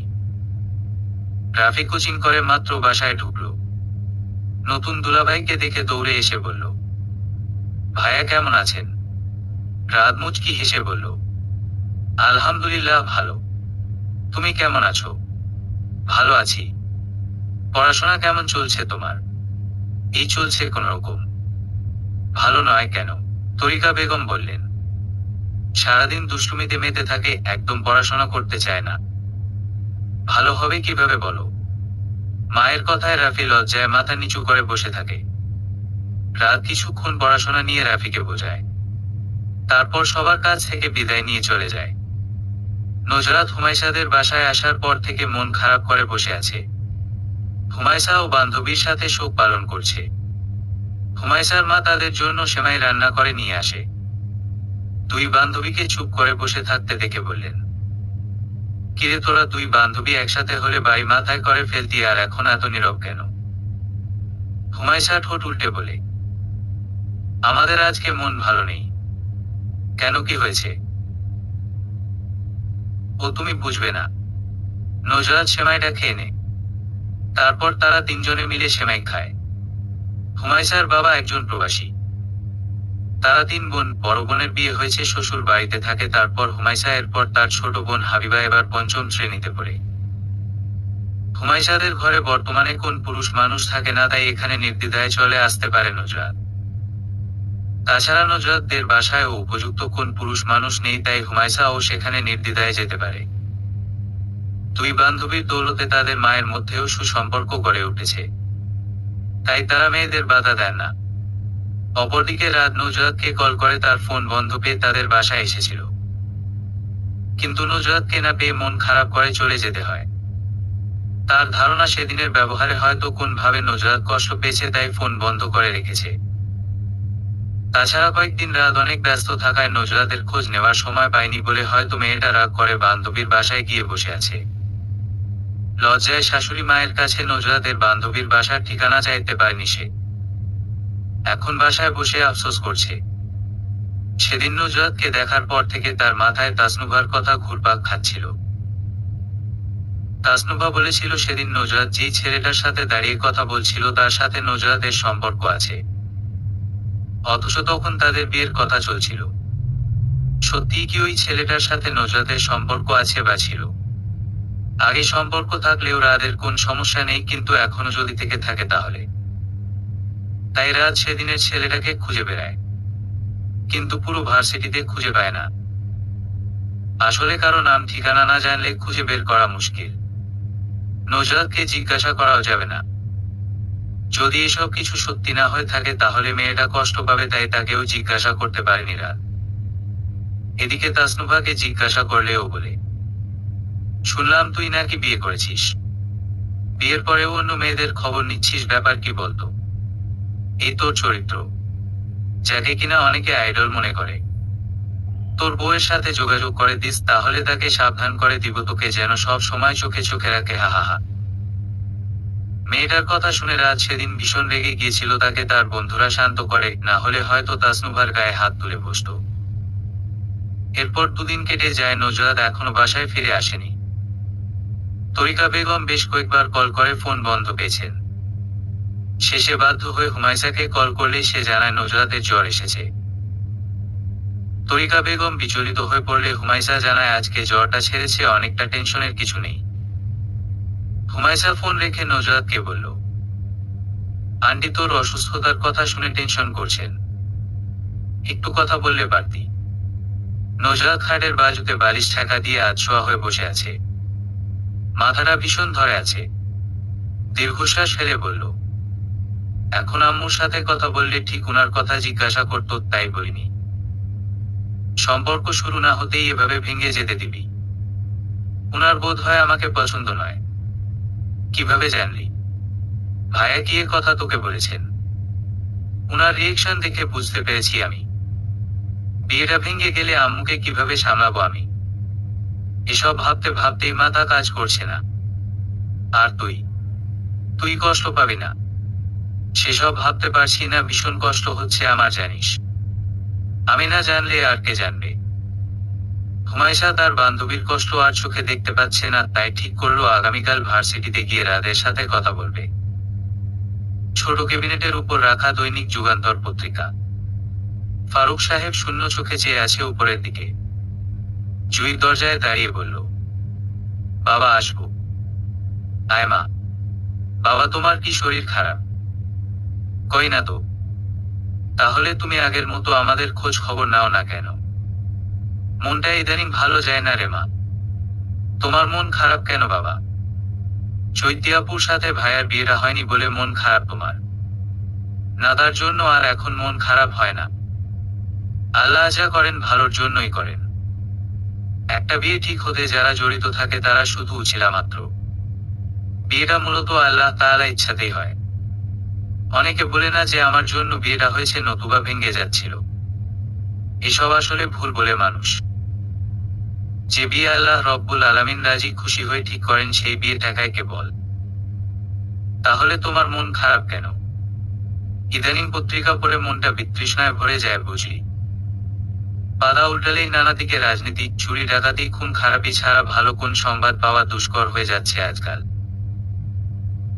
ভবিষ্যৎ প্রজন্মকে এরা কি দিয়ে যাচ্ছে বলতো? স্বাধীন দেশে থেকেও কেমন পরাধীন মনে হয়। এসব ভাবলেই মাথাটা ভীষণ ধরে যায়। তাহলে এসব নিয়ে ভেবো না বাবা। স্বার্থপর হতে বলছিস মা? কি করব বলতো? এগুলো দেখা ছাড়া তো আমাদের উপায় নেই। আমরা সাধারণ মানুষ তো কিছু করতে পারবো না। যারা পারবে তারা তো হাত গুটিয়ে বসে আছে। যা বলেছিস, তাদের কাজ নরম মাটিতে আঘাত করা। ঠিক বলেছো বাবা। আম্মা আমাদের জন্য বসে আছে, এখন নাস্তা করবে, চলো। আচ্ছা চল। হুমায়সা ভার্সিটিতে ঢুকে ক্যাম্পাসের এক কোণে বেঞ্চ রাখা জায়গাটায় এসে বসলো।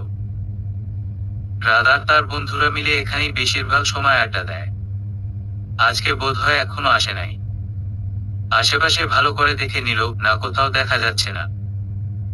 তাদের ক্লাসে একবার গিয়ে খুঁজবে কি, কিন্তু এই সময় ক্লাস আছে কিনা তারও তো ঠিক নেই। তাছাড়া রাদের কিছুদিন পরেই মাস্টার্সের ফাইনাল পরীক্ষা, এই সময় ক্লাস হয় কিনা জানা নেই। আচ্ছা, কিছুদিন পর পরীক্ষা বলে রাত যদি ভার্সিটিতে আসা বন্ধ করে দেয় তাহলে তো মুশকিল। রাদের সাথে কথা বলতে না পারলে ওদের মধ্যে কিচ্ছু ঠিক হবে না। নানা কথা ভাবতে ভাবতে হুমায়সার মনটা খারাপ হয়ে গেল। এদিকে নজরাতকে বলে এসেছে শপিং মলে যাবে সে। যদি সত্যি কথা বলতো তাহলে নজরাত বুঝে ফেলতো, তখন কিছুতেই হুমায়সাকে ভার্সিটিতে আসতে দিতে চাইতো না। প্রায় ঘন্টা খানেক এখানে বসে অপেক্ষা করলো হুমায়সা, কিন্তু রাদের দেখা পেল না। শেষে ধৈর্য হারা হয়ে চলে যাওয়ার জন্য ভার্সিটিতে থেকে বেরিয়ে লেগুনার জন্য দাঁড়ালে পেয়েও যায়। লেগুনায় তার সাথে একজন মহিলা যাত্রী, আর দুজন হলেই বোধহয় গাড়ি ছেড়ে দিবে। হুমায়সা মন খারাপ করে ভার্সিটির গেটের দিকে তাকিয়ে আছে। দুজন যাত্রী আসতেই গাড়ি ছেড়ে দিবে এমন সময় রাতকে বাইক সমেত ভার্সিটিতে ঢুকতে দেখা গেল। হুমায়সা দ্রুত বলল, মামা গাড়ি থামান। ড্রাইভার গাড়ি থামাতেই হুমায়সা গাড়ি থেকে নেমে দৌড়ে ভার্সিটিতে ঢুকে গেল। তার এমন কাণ্ডে সবাই একটু অবাক হলো, কিন্তু কেউ কিছু বলল না। ড্রাইভার আর বসতে পারল না, গাড়ি ছেড়ে দিতে হলো। এসব রোডে গাড়ি বেশিক্ষণ দাঁড় করিয়ে রাখা যায় না, তাই হুমায়সা ভার্সিটিতে ঢুকে এদিক ওদিক তাকিয়ে সেই বেঞ্চের কাছে রাতকে দেখতে পেয়ে দ্রুত পায়ে হেঁটে রাদের কাছে গিয়ে বলল, আসসালামু আলাইকুম। ও অবশেষে আপনাকে পেলাম ভাইয়া। শুকনো ঠোঁট জিভ দিয়ে ভিজিয়ে রাত তার বন্ধুদের দিকে একবার চেয়ে বলল, আমাকে বলছেন? হ্যাঁ ভাইয়া, আমি নজরাতের বান্ধবী হুমায়সা। নজরাতের নাম শুনে উদ্বিগ্ন হয়ে রাত বলল, ওকে আপনার বাসায় আছে? হ্যাঁ ভাইয়া, ওর ব্যাপারেই আপনার সাথে কথা বলতে এসেছি। আপনার কি সময় হবে? হ্যাঁ অবশ্যই, চলেন কোথাও বসে কথা বলি। আচ্ছা। তারপর রাত তার বন্ধুদের বলে হুমায়সাকে নিয়ে ভার্সিটির পাশে একটা ছোট রেস্তোরাঁয় বসে। হুমায়সা প্রথমে বলে, ভাইয়া, নজরাত খুব আপসেট হয়ে আছে। আমি ওর থেকে সবকিছু শুনেছি। তাছাড়া বিয়ের আগে আপনি যখন দেখতে যান তখন আমি ওকে ওভাবে সাজিয়ে দেই। ও লজ্জায় আপনার সামনে যেতে চাইছিল না, সেজন্য। এর আগের দিন ভার্সিটিতে বান্ধবীরা মিলে ডেয়ার দিয়েছিল, তাই আপনার সাথে কথা বলতে গিয়েছিল।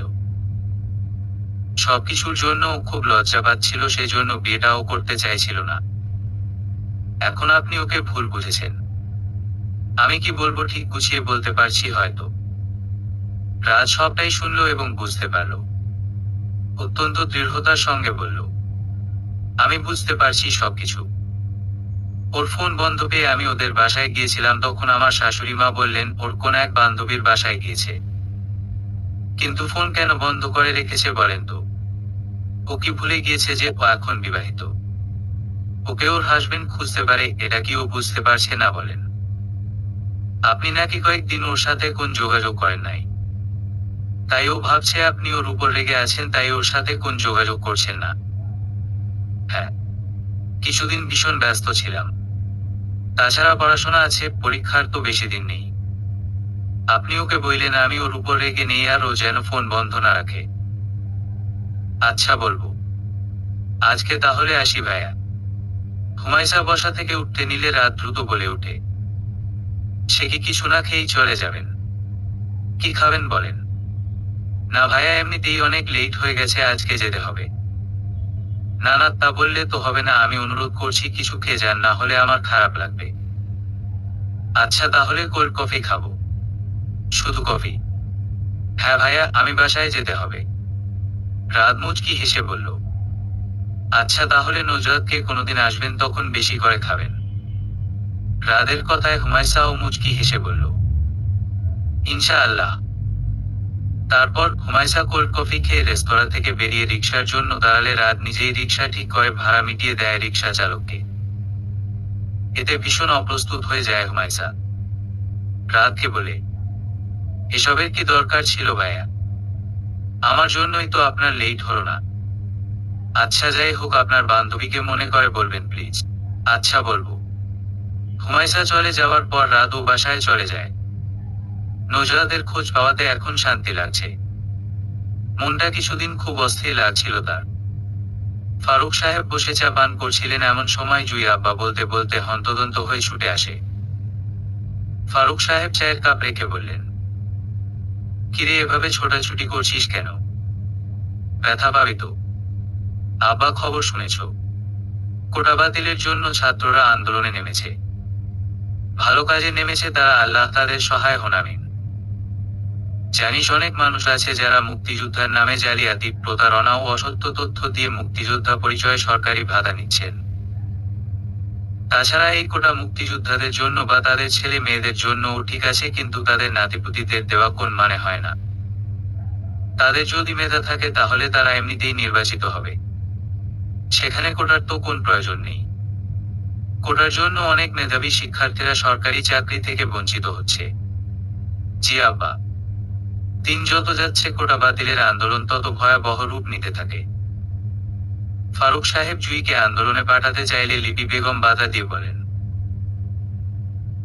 উম্মে জিয়াদ রাদিয়াল্লাহু তাআলা আনহু বলেন, রাসূল সাল্লাল্লাহু আলাইহি ওয়াসাল্লামের জমানায় আমরা 6 জন মহিলা খয়বরের যুদ্ধে শরিক হওয়ার জন্য রওনা হলে রাসূল সাল্লাল্লাহু আলাইহি ওয়াসাল্লাম খবর পেয়ে আমাদেরকে ডাকলেন। আমরা তার নুরানি চেহারায় গোসার আলামত দেখছিলাম। তিনি জিজ্ঞাসা করলেন, তোমরা কার অনুমতি লইয়া আসিয়াছ? আমরা বললাম, ইয়া রাসূলুল্লাহ, আমরা পশম বুনিতে জানি।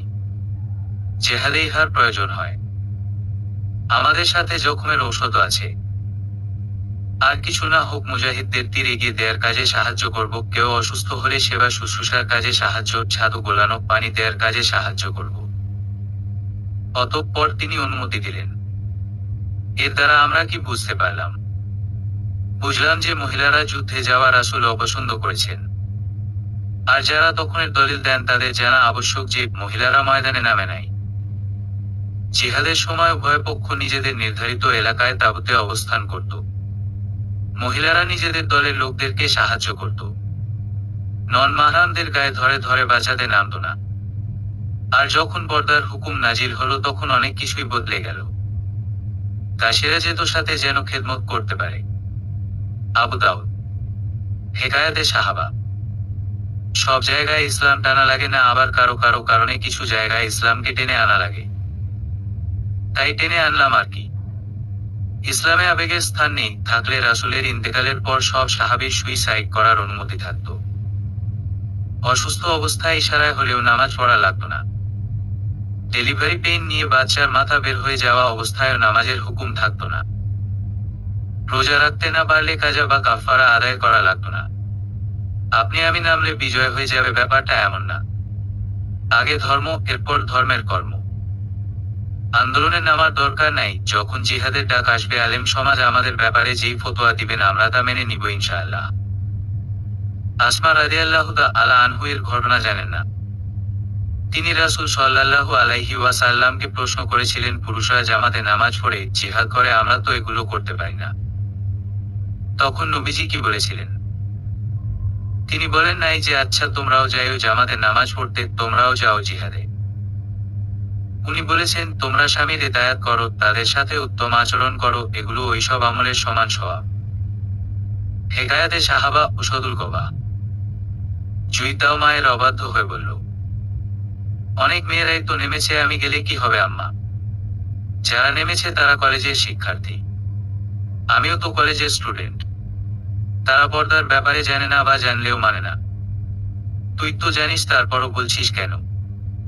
শেষে মায়ের সাথে না পেরে জুই মন খারাপ করে নিজের রুমে চলে যায়। আর ফারুক সাহেব বাহিরে বের হন ছাত্রদের কোন সাহায্য করতে পারেন কিনা দেখার জন্য। এদিকে রাজ শাহমাদ এই আন্দোলনে যোগ দিয়েছে শুনে দুশ্চিন্তায় পড়ে রাত দিন আল্লাহ তাআলাকে ডেকে চলেছে নুজরাত। নুজরাত আন্দোলনে যোগ দিতে চেয়েছিল কিন্তু তরিকা বেগম কঠোরভাবে নিষেধ করেছেন। তিনি স্বামীকে হারিয়ে নিঃস্ব হয়েছিলেন, এখন সন্তানকে হারাতে চান না। ইতিমধ্যে কতগুলো পরিবার তাদের সন্তানদের হারিয়ে আর্তনাদ করছেন, দেখা যাচ্ছে তারপরও কোন ভরসায় মায়েরা তাদের সন্তানদের রাজপথে পাঠানোর ভরসা করবেন। এমন চিত্র বেশিরভাগ পরিবারেই দেখা যাচ্ছে। কেউ কেউ তাদের ধিক্কার জানিয়ে বলছে, আপনারা ঘরে বসে থাকেন, আমরা প্রাণ দিয়ে সফল হলে তবে ঘর থেকে বের হইন। দিন যত যাচ্ছে তত মৃত্যুর সংখ্যা বেড়ে চলেছে। হেলিকপ্টার থেকে মানুষকে গুলি করা হচ্ছে, ছোট ছোট বাচ্চারা বাসায় থেকেও প্রাণ হারাচ্ছে। এর ফলে ছাত্ররা আরো সাহসী হয়ে উঠছে। প্রশাসন তাদের দমিয়ে রাখতে পারছে না, আর পারছে না বলেই অনৈতিকভাবে ছাত্রদের উপর গুলি চালাচ্ছে। এর মাঝে আবার দ্বিতীয় পক্ষ তৃতীয় পক্ষ ঢুকে ছাত্রদলের শান্ত আন্দোলনকে অশান্ত করে তোলে।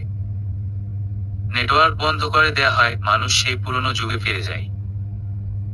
রেডিও শুনে দিন পার করতে হচ্ছে। নতুন প্রজন্ম চোখের সামনে আরেক যুদ্ধ দেখতে পায় যা তারা বইপত্রে এতদিন পড়ে এসেছে। বৈষম্য বিরোধী ছাত্র আন্দোলনের পূর্ব ঘোষিত গণমিছিল কর্মসূচিতে হামলা চালিয়েছে আওয়ামী লীগের নেতাকর্মীরা। এতে অন্তত 30 শিক্ষার্থী আহত হয়েছেন বলে খবর পাওয়া গেছে।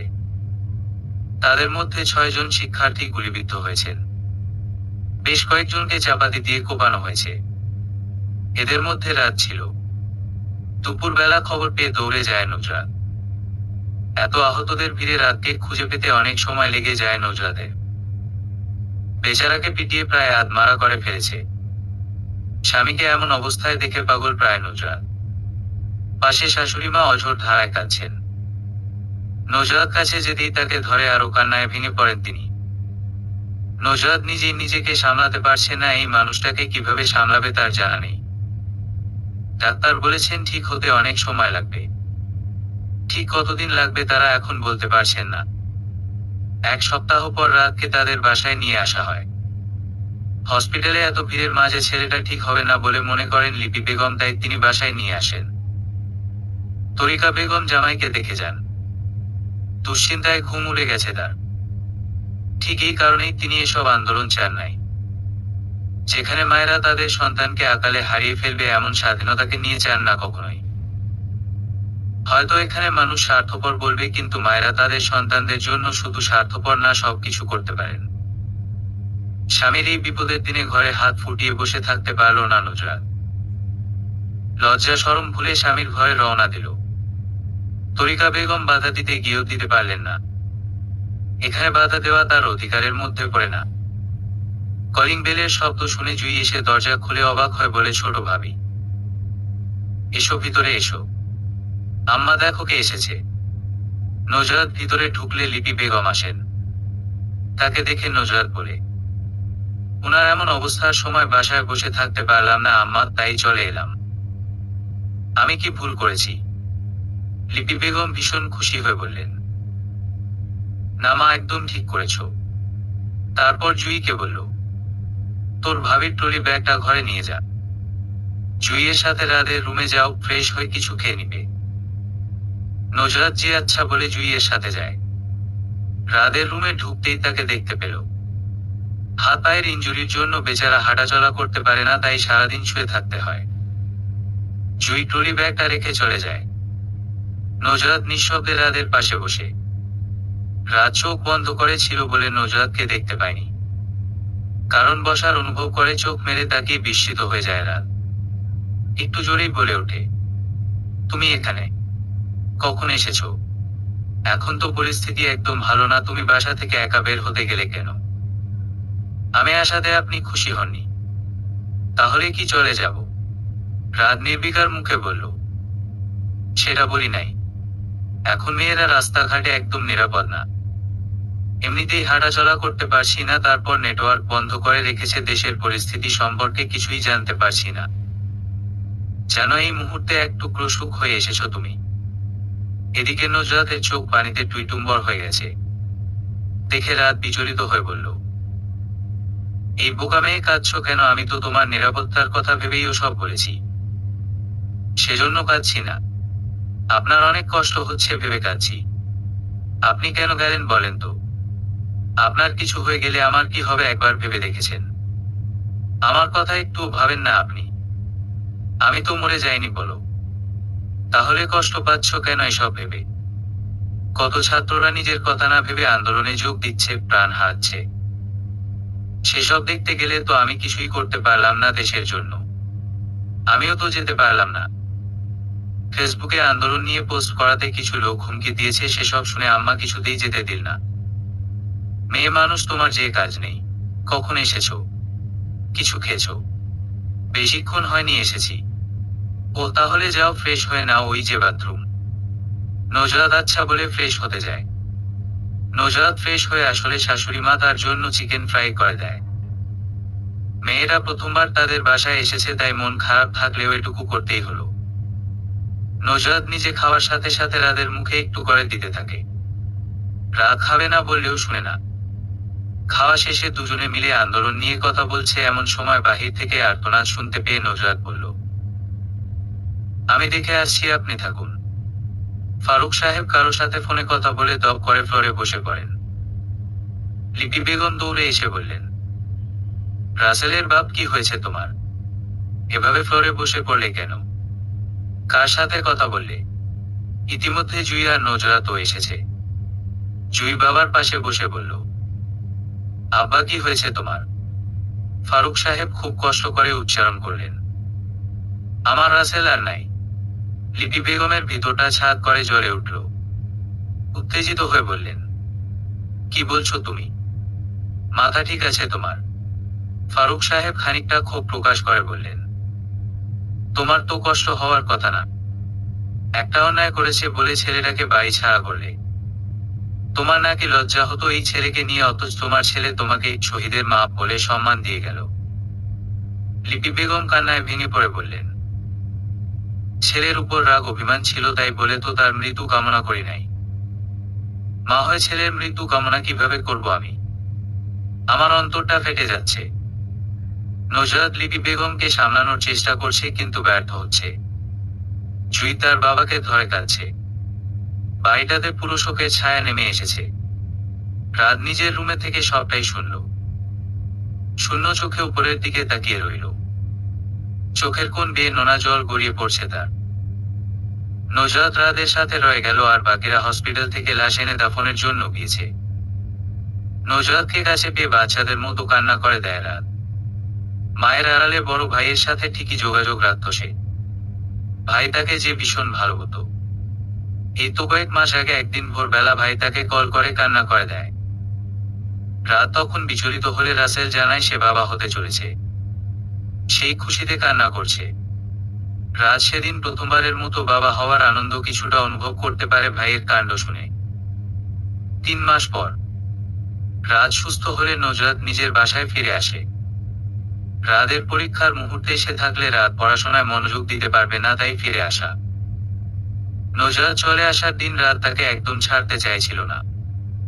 বেশ কিছুক্ষণ ঝাঁপটে ধরে বসেছিল আর বলেছিল, এই কদিনে আমি তোমাতে আসক্ত হয়ে গিয়েছি প্রিয়। তুমি থেকে গেলে হয় না। নজরাত কঠোর মুখভঙ্গি করে বলেছিল, না হয় না। রাত মন খারাপ করে থাকলেও আর কিছু বলেনি। নিজেই নজরাতকে তার বাসায় পৌঁছে দিয়ে যায়। তারপর পড়াশোনায় ব্যস্ত হয়ে পড়ে। এখন আর আগের মতো বন্ধুদের সাথে আড্ডা জমাতে পারে না। ভাইয়ের মৃত্যুতে অনেকটা নীরব হয়ে যায় রাত। রাসেলের 7 মাসের অন্তঃসত্ত্বা লিপি বেগম তাকে নিয়ে এসেছেন। ছেলের মৃত্যুর পর এখন আর কোন রাগ নেই তার। হয়তো রাসেলের চৈতির সাথে পুরোপুরি স্বাভাবিক আচরণ করতে পারেন না, তবে সময়ের সাথে সাথে ঠিক হয়ে যাবেন ইনশাআল্লাহ। তাছাড়া জুই বা জান্নাতকে দিয়ে সময় মতো খাবার দাবার পৌঁছে দেন চৈতির ঘরে। চৈতি সারাক্ষণ মনমরা হয়ে বসে থাকে নিজের ঘরে। বাহিরের কিছু নিয়ে তার কোন আগ্রহ জাগে না। সারাক্ষণ ঘরবন্দি হয়ে থাকতেই ভালো লাগে যেন। রাসেলদের বাড়ি থেকে 10 মিনিটের দূরত্বে একটা বাড়িতে চৈতির বাবা মা ভাড়া থাকতেন। রাসেল ওই পথ দিয়ে প্রতিদিন অফিসে যাতায়াত করত। মাঝে মাঝেই চৈতিকে দেখতে পেত আর সেখান থেকেই ভালো লাগা তৈরি হয়, তারপর দুজনের মধ্যে প্রেম। লিপি বেগমকে একদিন জানিয়েছিল তাদের প্রেমের কথা, কিন্তু লিপি বেগম বলেছিলেন, এসব হারাম সম্পর্ক আমি কিছুতেই মেনে নিব না। আমার পছন্দ করা মেয়েকে তোকে বিয়ে করতে হবে। এদিকে চৈতির প্রচুর বিয়ের ঘর আসছিল। রাসেল কথা জানার পর সিদ্ধান্ত নেয় তারা পালিয়ে বিয়ে করবে। অতঃপর তাই করল। বিয়ে করার পর লিপি বেগম মেনে না নিলে দুটো রুমের ছোট একটা বাসা ভাড়া করে তাদের ছোট্ট সংসার শুরু করে। খুবই আনন্দের দিন পান করছিল তারা। তার মধ্যে নতুন অতিথির আগমনী বার্তা সংসারে সুখ দ্বিগুণ হয়ে উঠেছিল। কিন্তু বেশি দিন তা সইল না চৈতির কপালে।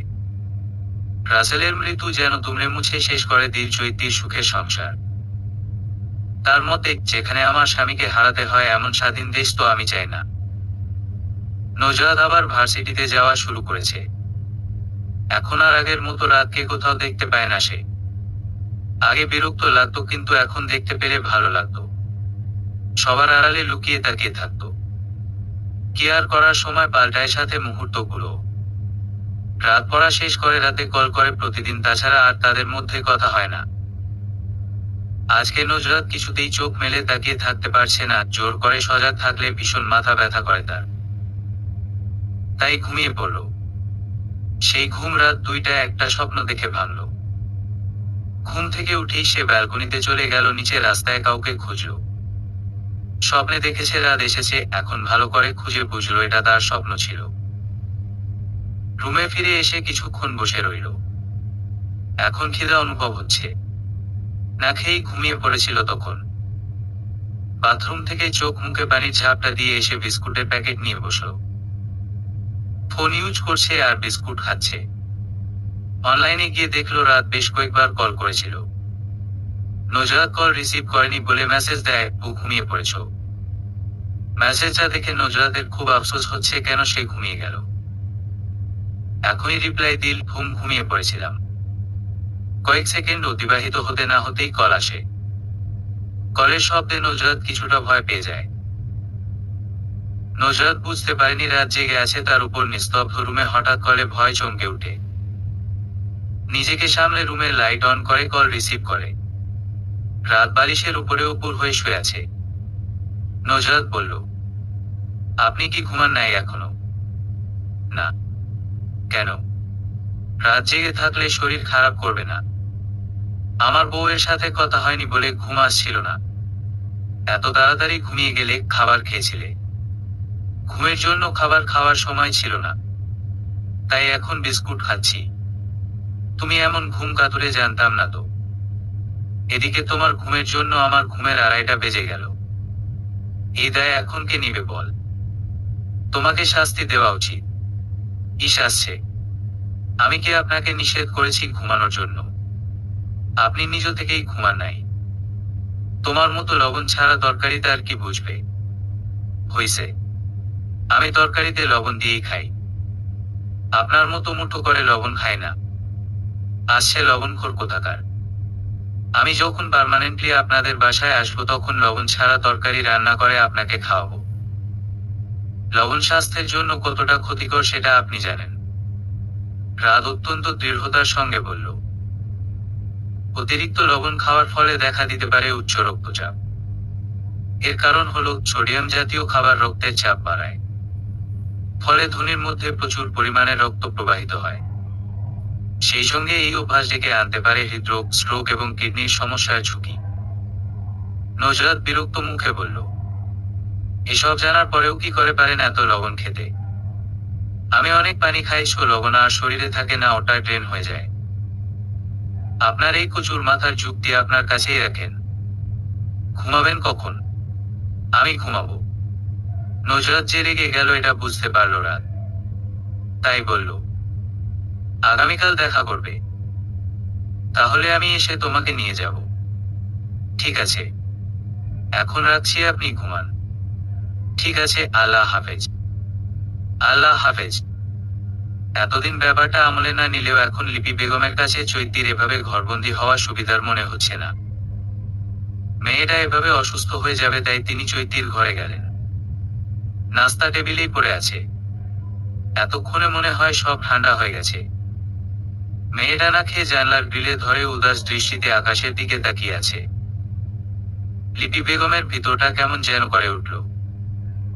সেও সন্তান হারিয়েছে, কিন্তু তার বাকি সন্তানদের দিকে তাকিয়ে হয়তো কিছুটা হলেও কষ্ট ভুলে থাকতে পারেন, কিন্তু এই মেয়েটা তো কোন কিছু বিনিময়ে সেটা পারে না।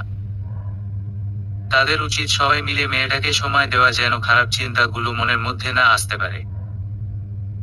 লিপি বেগম দরজায় টোকা দিয়ে ভিতরে ঢুকল। চৈতি সামনে ঘুরে মাথা নিচু করে দাঁড়িয়ে থাকে। তিনি বললেন, খাবারটা খাওনি কেন? ঠান্ডা হয়ে গেল তো। খেতে ইচ্ছা করছিল না। সকালের ওষুধ আছে না? জি আছে। আমি খাবারটা গরম করে আনছি, খেয়ে ওষুধ খেয়েও। গরম করতে হবে না, এমনিতেই খেয়ে নিতে পারবো। ভুনা খিচুড়ি আর ডিম ভুনা ঠান্ডা খেতে ভালো লাগে না।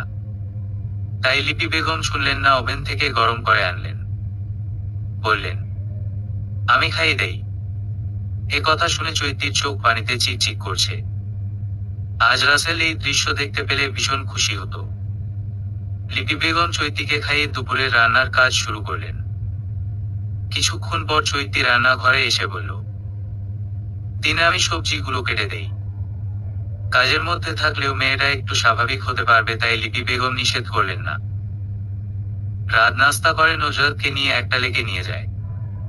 বেঞ্চে বসে রাত বলল, 2 দিন পর পরীক্ষা শুরু হবে। পরীক্ষা শেষ হওয়ার আগে আর আমাদের দেখা হচ্ছে না।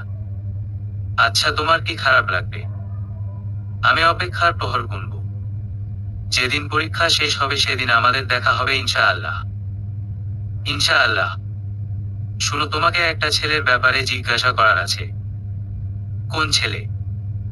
নজরাত টিভিতে ইসলামিক প্রশ্ন উত্তর অনুষ্ঠান দেখছে, এমন সময় তাদের বাড়িওয়ালার বউ আসেন। এই মহিলাকে নজরাতের একদম পছন্দ হয় না। মহিলার কূটনামিতে জুড়ি নেই। আজকে কোন মতলবে তাদের বাসায় এসেছে আল্লাহ জানেন। এসেই নজরাতকে বললেন, কি নজরাত, শ্বশুরবাড়ি থেকে কবে আইলা? এমন প্রশ্নের কোন মানে হয়? এই নিয়ে বেশ কয়েকবার তিনি জিজ্ঞাসা করেছেন নজরাত শ্বশুরবাড়ি কবে যাবে। তখন তাকে তরিকা বেগম স্পষ্টভাবে বলে, পরীক্ষা শেষ হলে নিয়ে যাবে।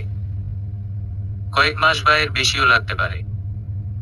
অথচ এই মহিলা আবারও এসব কথা জিজ্ঞাসা করছেন, যেন উনার ঘরের খাবার খেয়ে শেষ করছে নজরাত। তরিকা বেগম রান্নাঘর থেকে এসে বললেন, ও ভাবি, আপনি এসেছেন, বসেন ভাবি। নজরাত মাকে পেয়ে যেন হাঁপ ছেড়ে বাঁচল। দ্রুত উঠে চলে যেতে নিলে ভদ্রমহিলা নজরাতকে থামিয়ে দিয়ে বললেন, শোন মেয়ে, দিনকাল যা পড়েছে, এভাবে জামাইকে ছেড়ে থাইকো না বেশি দিন। পুরুষের মন বুঝিত কোন দিক থেকে কোন দিকে চলে যায় তার তো কোন ঠিক নাই। আজকাল বউ পাশে থাকাই যে আকাম কুকাম করে পুরুষেরা, তাদের কোন বিশ্বাস নেই। মহিলার কথায় নজরাত খানিকটা বিব্রত বোধ করে বলল, উনার পরীক্ষা চলছে, তার মধ্যে আপনি কি সব বলছেন আন্টি? আমি বুঝতে পারলাম আপনি ঠিক কি বোঝাতে চাইলেন।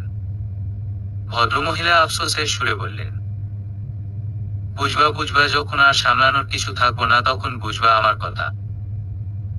নজরাত আর কিছু বলল না, নিজের রুমের দরজা বন্ধ করে বসে রইল। মনটা বিষণ্ণতায় ভরে গেছে তার। রাদের উপর পূর্ণ আস্থা আছে তার, কিন্তু এই মুহূর্তে কেমন যেন অস্থির লাগছে।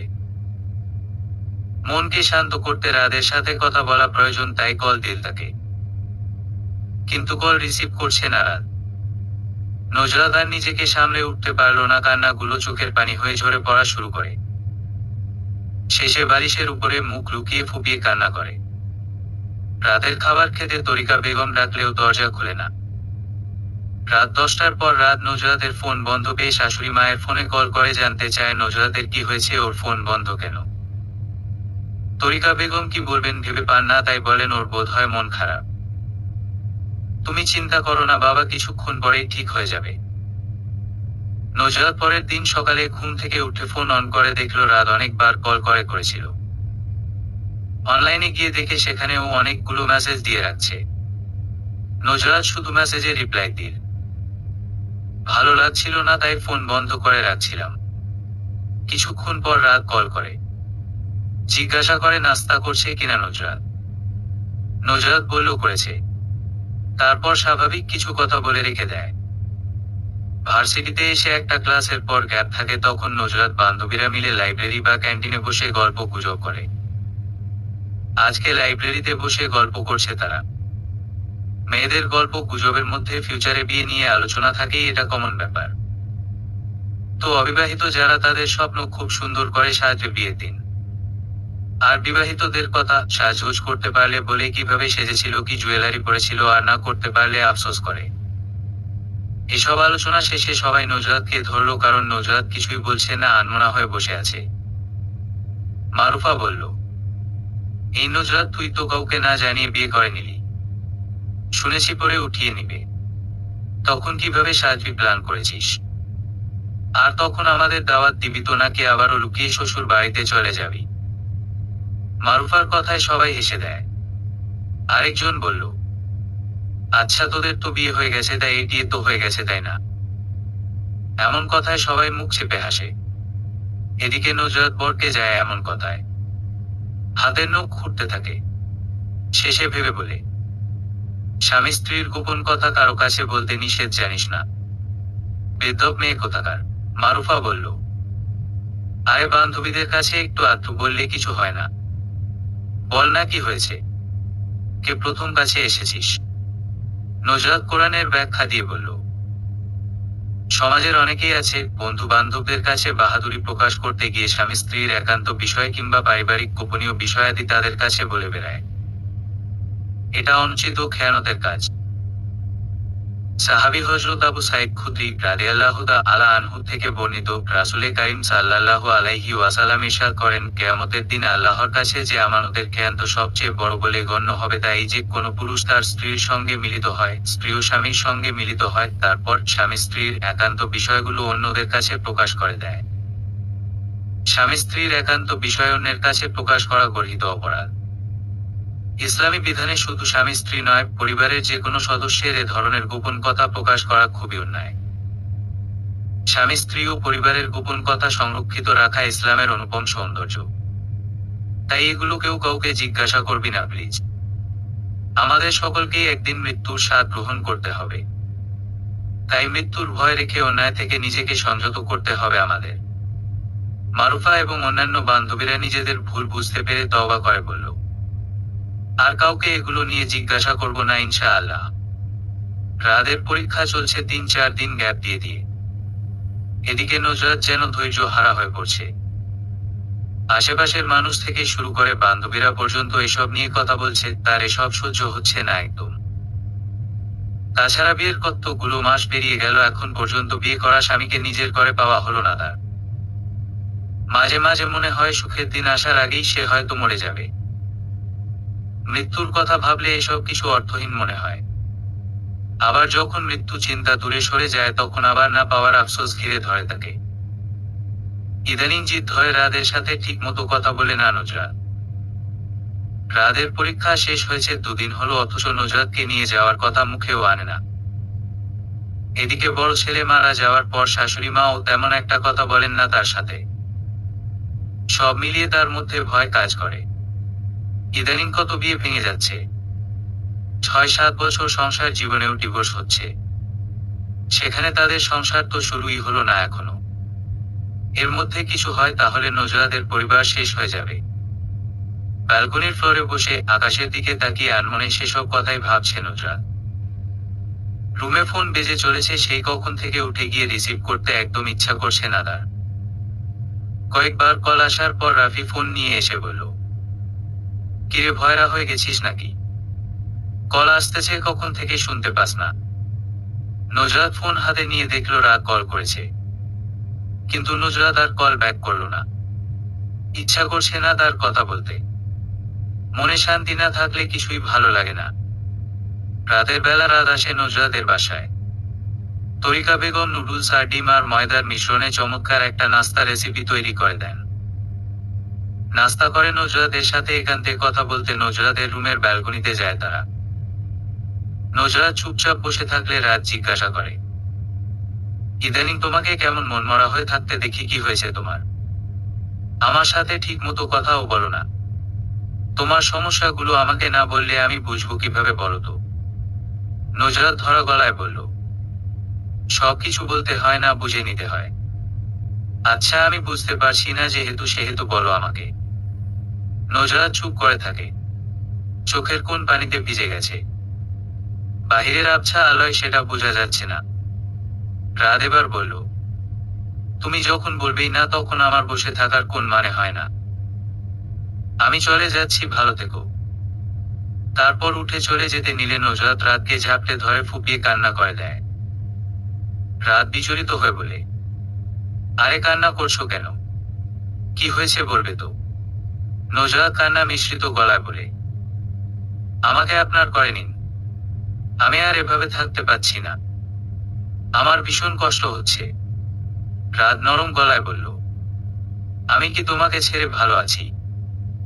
কোন কারণ ছাড়া বিয়ের পর বুকে এভাবে বাপের বাড়ি ফেলে রাখতে কোন ছেলেই নিশ্চয়ই চাইবে না। পরীক্ষার চলাকালীন সময় থেকে শুরু করে আজকে 2 দিন একটা চাকরির জন্য দৌড়ে বেড়াচ্ছি, যেন তোমাকে ভালো রাখতে পারি। যদিও ভালো রাখা সম্পূর্ণই আল্লাহ তাআলার হাতে, তবুও আমাদেরকে বসে না থেকে চেষ্টা করার কথা বলা হয়েছে। তার উপর তোমার মোহরানা এখনো পরিশোধ করতে পারছি না আমি। ইদানিং নিজেকে খুব ব্যর্থ মনে হয়। নজরাত ভাঙা গলায় বলল, তোমার মোহরানা দিতে হবে না, মোহরানা মাফ করে দিচ্ছি আমি। তবুও আমি তোমার কাছে থাকতে চাই। আশেপাশের মানুষ খারাপ মন্তব্য করে যেগুলো আমার একদম সহ্য হয় না। মন খারাপ হয়, ভীষণ কান্না আসে। এখন সবকিছু ছেড়ে কোথাও একটা চলে যেতে ইচ্ছে করে, যেখানে কোন দুঃখ কষ্ট আমাকে ছুতে পারবে না। তাছাড়া বিয়ের পর থেকে সারাক্ষণ আপনার কথা মনে পড়ে আপনার সাথে একান্তে সময় কাটাতে ইচ্ছা করে। আপনার প্রতি মাথা রেখে রাত পার করতে ইচ্ছা করে। রাত ক্ষীণ একটু হেসে বলল, ওই দিন রাতে তোমার সাথে কথা বলতে পারিনি বলে সারা রাত ছটফট করে ঘুমাতে পারিনি। কেন জানো? কারণ তোমাকে আমি নিজের থেকেও বেশি ভালোবাসি। তোমার সাথে কথা বলতে না পারলে কেমন যেন অস্থির লাগে। আশেপাশের সবকিছু মূল্য থাকে না আমার কাছে। তখন শুধু মনে হয় তুমি আমার সবকিছু। শরীর তখন কেমন যেন খারাপ লাগে, মনে হয় তোমাকে পেলেই ভালো হয়ে যাবে। আমি হয়তো বোঝাতে পারছি না তোমাকে, ভাববো ভালোবাসি আমার বউটাকে। তাহলে আজকে এখানে আমার সাথে থেকে যান প্লিজ। আজকে আপনি চলে গেলে আমি নিজেকে একদম সামলাতে পারবো না। আমি থাকলে যে কিছু একটা ঘটে যাবে ম্যাডাম। তখনই দায়কে নেবে বলেন। নজরাত লজ্জা রাঙা হয়ে বলল, আমি তার জন্য প্রস্তুত। আমি চাই আজ ভিন্ন কিছু ঘটুক। ভিন্ন ভালো লাগায় ভেসে যেতে চাই আপনার হাত ধরে। নিয়ে যাবেন আমাকে, ভেবে বলছো তো? পরে আবার আমাকে দোষ দেবে না তো? ওহো, একদম না। রাত 11টা বেজে 35 মিনিট। দরজায় নক করে রাফি, আর বলে, এই আপু খাবার খেতে আয়। আম্মু খাবার বেড়ে বসে আছেন, সেই কখন থেকে তোরা না আসা পর্যন্ত আমাকেও খেতে দিচ্ছে না। এদিকে খিদায় আমার পেটে ডাকাডাকি শুরু করে দিয়েছে। নজরাত আর রাত হাসি দিয়ে একজন আরেকজনকে ছেড়ে দাঁড়ায়। তারপর নজরাত গিয়ে দরজা খোলে। রাফি 10টার মধ্যেই ঘুমিয়ে পড়েন। আজকে এখনো জেগে আছে বলে তার চেহারা বাংলার পাঁচের মতো দেখা যাচ্ছে। খাবার টেবিলে সবাই খেতে বসলে রাফি রাতকে বলল, আপনার বউ একটা শেখ হাসিনা, সেটা জানেন আপনি? রাফির কথায় নজরাত বিষম খেয়ে বলল, তুই একটা পলক বুঝলি, বেদ্যব্য ছেলে কোথাকার। রাত ভাই বোনের খুনসুটি দেখে রাফিকে বলল, কেন, তোমার বোন কি করেছে বলো তো? ভাইয়া, আপনার বউ আমাদের বাসায় যেই রাজত্ব করে, মনে হয় যেন বাসাটা একা ওর। যেমন শেখ হাসিনা মনে করতেন দেশটা ওনার বাপের। সেজন্যই বলেছি। রাফির কথায় খুব হাসে রাত। এদিকে নজরাত তার ভাইকে ইচ্ছা মতো বকা দেয়। খাবার খাওয়া শেষে রুমে এসে রাত নজরাতকে পিঞ্চ মেরে বলল, শেষে কিনা আমার বউ একটা শেখ হাসিনা। নজরাত খুব রেগে যায় কথা বললে। রেগে ব্যালকনিতে চলে যেতে নিলে রাত পিছন থেকে জড়িয়ে ধরে যেতে দেয় না। তারপর এক পাশের চুলগুলো সরিয়ে ঠোঁট ছুঁয়ে দেয়।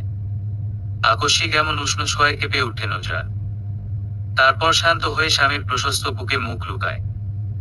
2 হাতে গাল আলতো হাতে উপরে তুলে রাত নজরাত লজ্জাবতী বাদার মতো মিয়ে যায়, কিছুতেই তাকিয়ে থাকতে পারে না। রাত মুচকি হেসে তার ঠোঁট জোড়া নিজের আয়ত্তে দখল করে নেয়। তারপর দুজন দুজনের স্পর্শে হারিয়ে যায় বহুদূর। এক সপ্তাহ পর পরিবারকে নিয়ে এসে নজরাতকে নিজের বাসায় নিয়ে যায় রাত।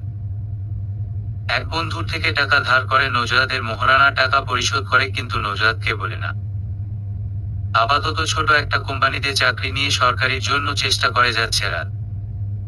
শুরু হয় তাদের নতুন সংসার জীবন। নজরাত সবার সাথে মিলেমিশে থাকতে আপ্রাণ চেষ্টা করে চলে। শ্বশুর বাড়িতে মেয়েদের এই এক যুদ্ধ বলা চলে। যদিও ভাগ্য গুণে নজরাত তার শ্বশুর বাড়ির লোকজন ভালো পেয়েছে।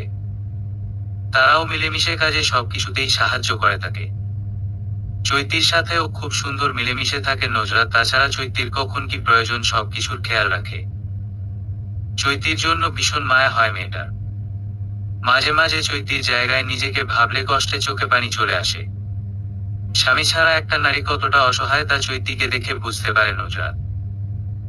তাই সব সময় চেষ্টা করে চৈতিকে একটু ভালো রাখার। 1 বছর পর চৈতির বাবা মা এতদিনে তাকে মেনে নিয়ে তাদের সাথে নিয়ে যেতে চাইলে লিপি বেগম দিতে অমত করলে ফারুক সাহেব বুঝিয়ে বলেন, তুমি যতই আদর যত্ন করো না কেন, এই সময় তো পার করে এসেছো, জানোই তো মেয়েরা এই সময় মায়ের কাছে থাকতে বেশি স্বাচ্ছন্দ্য বোধ করে।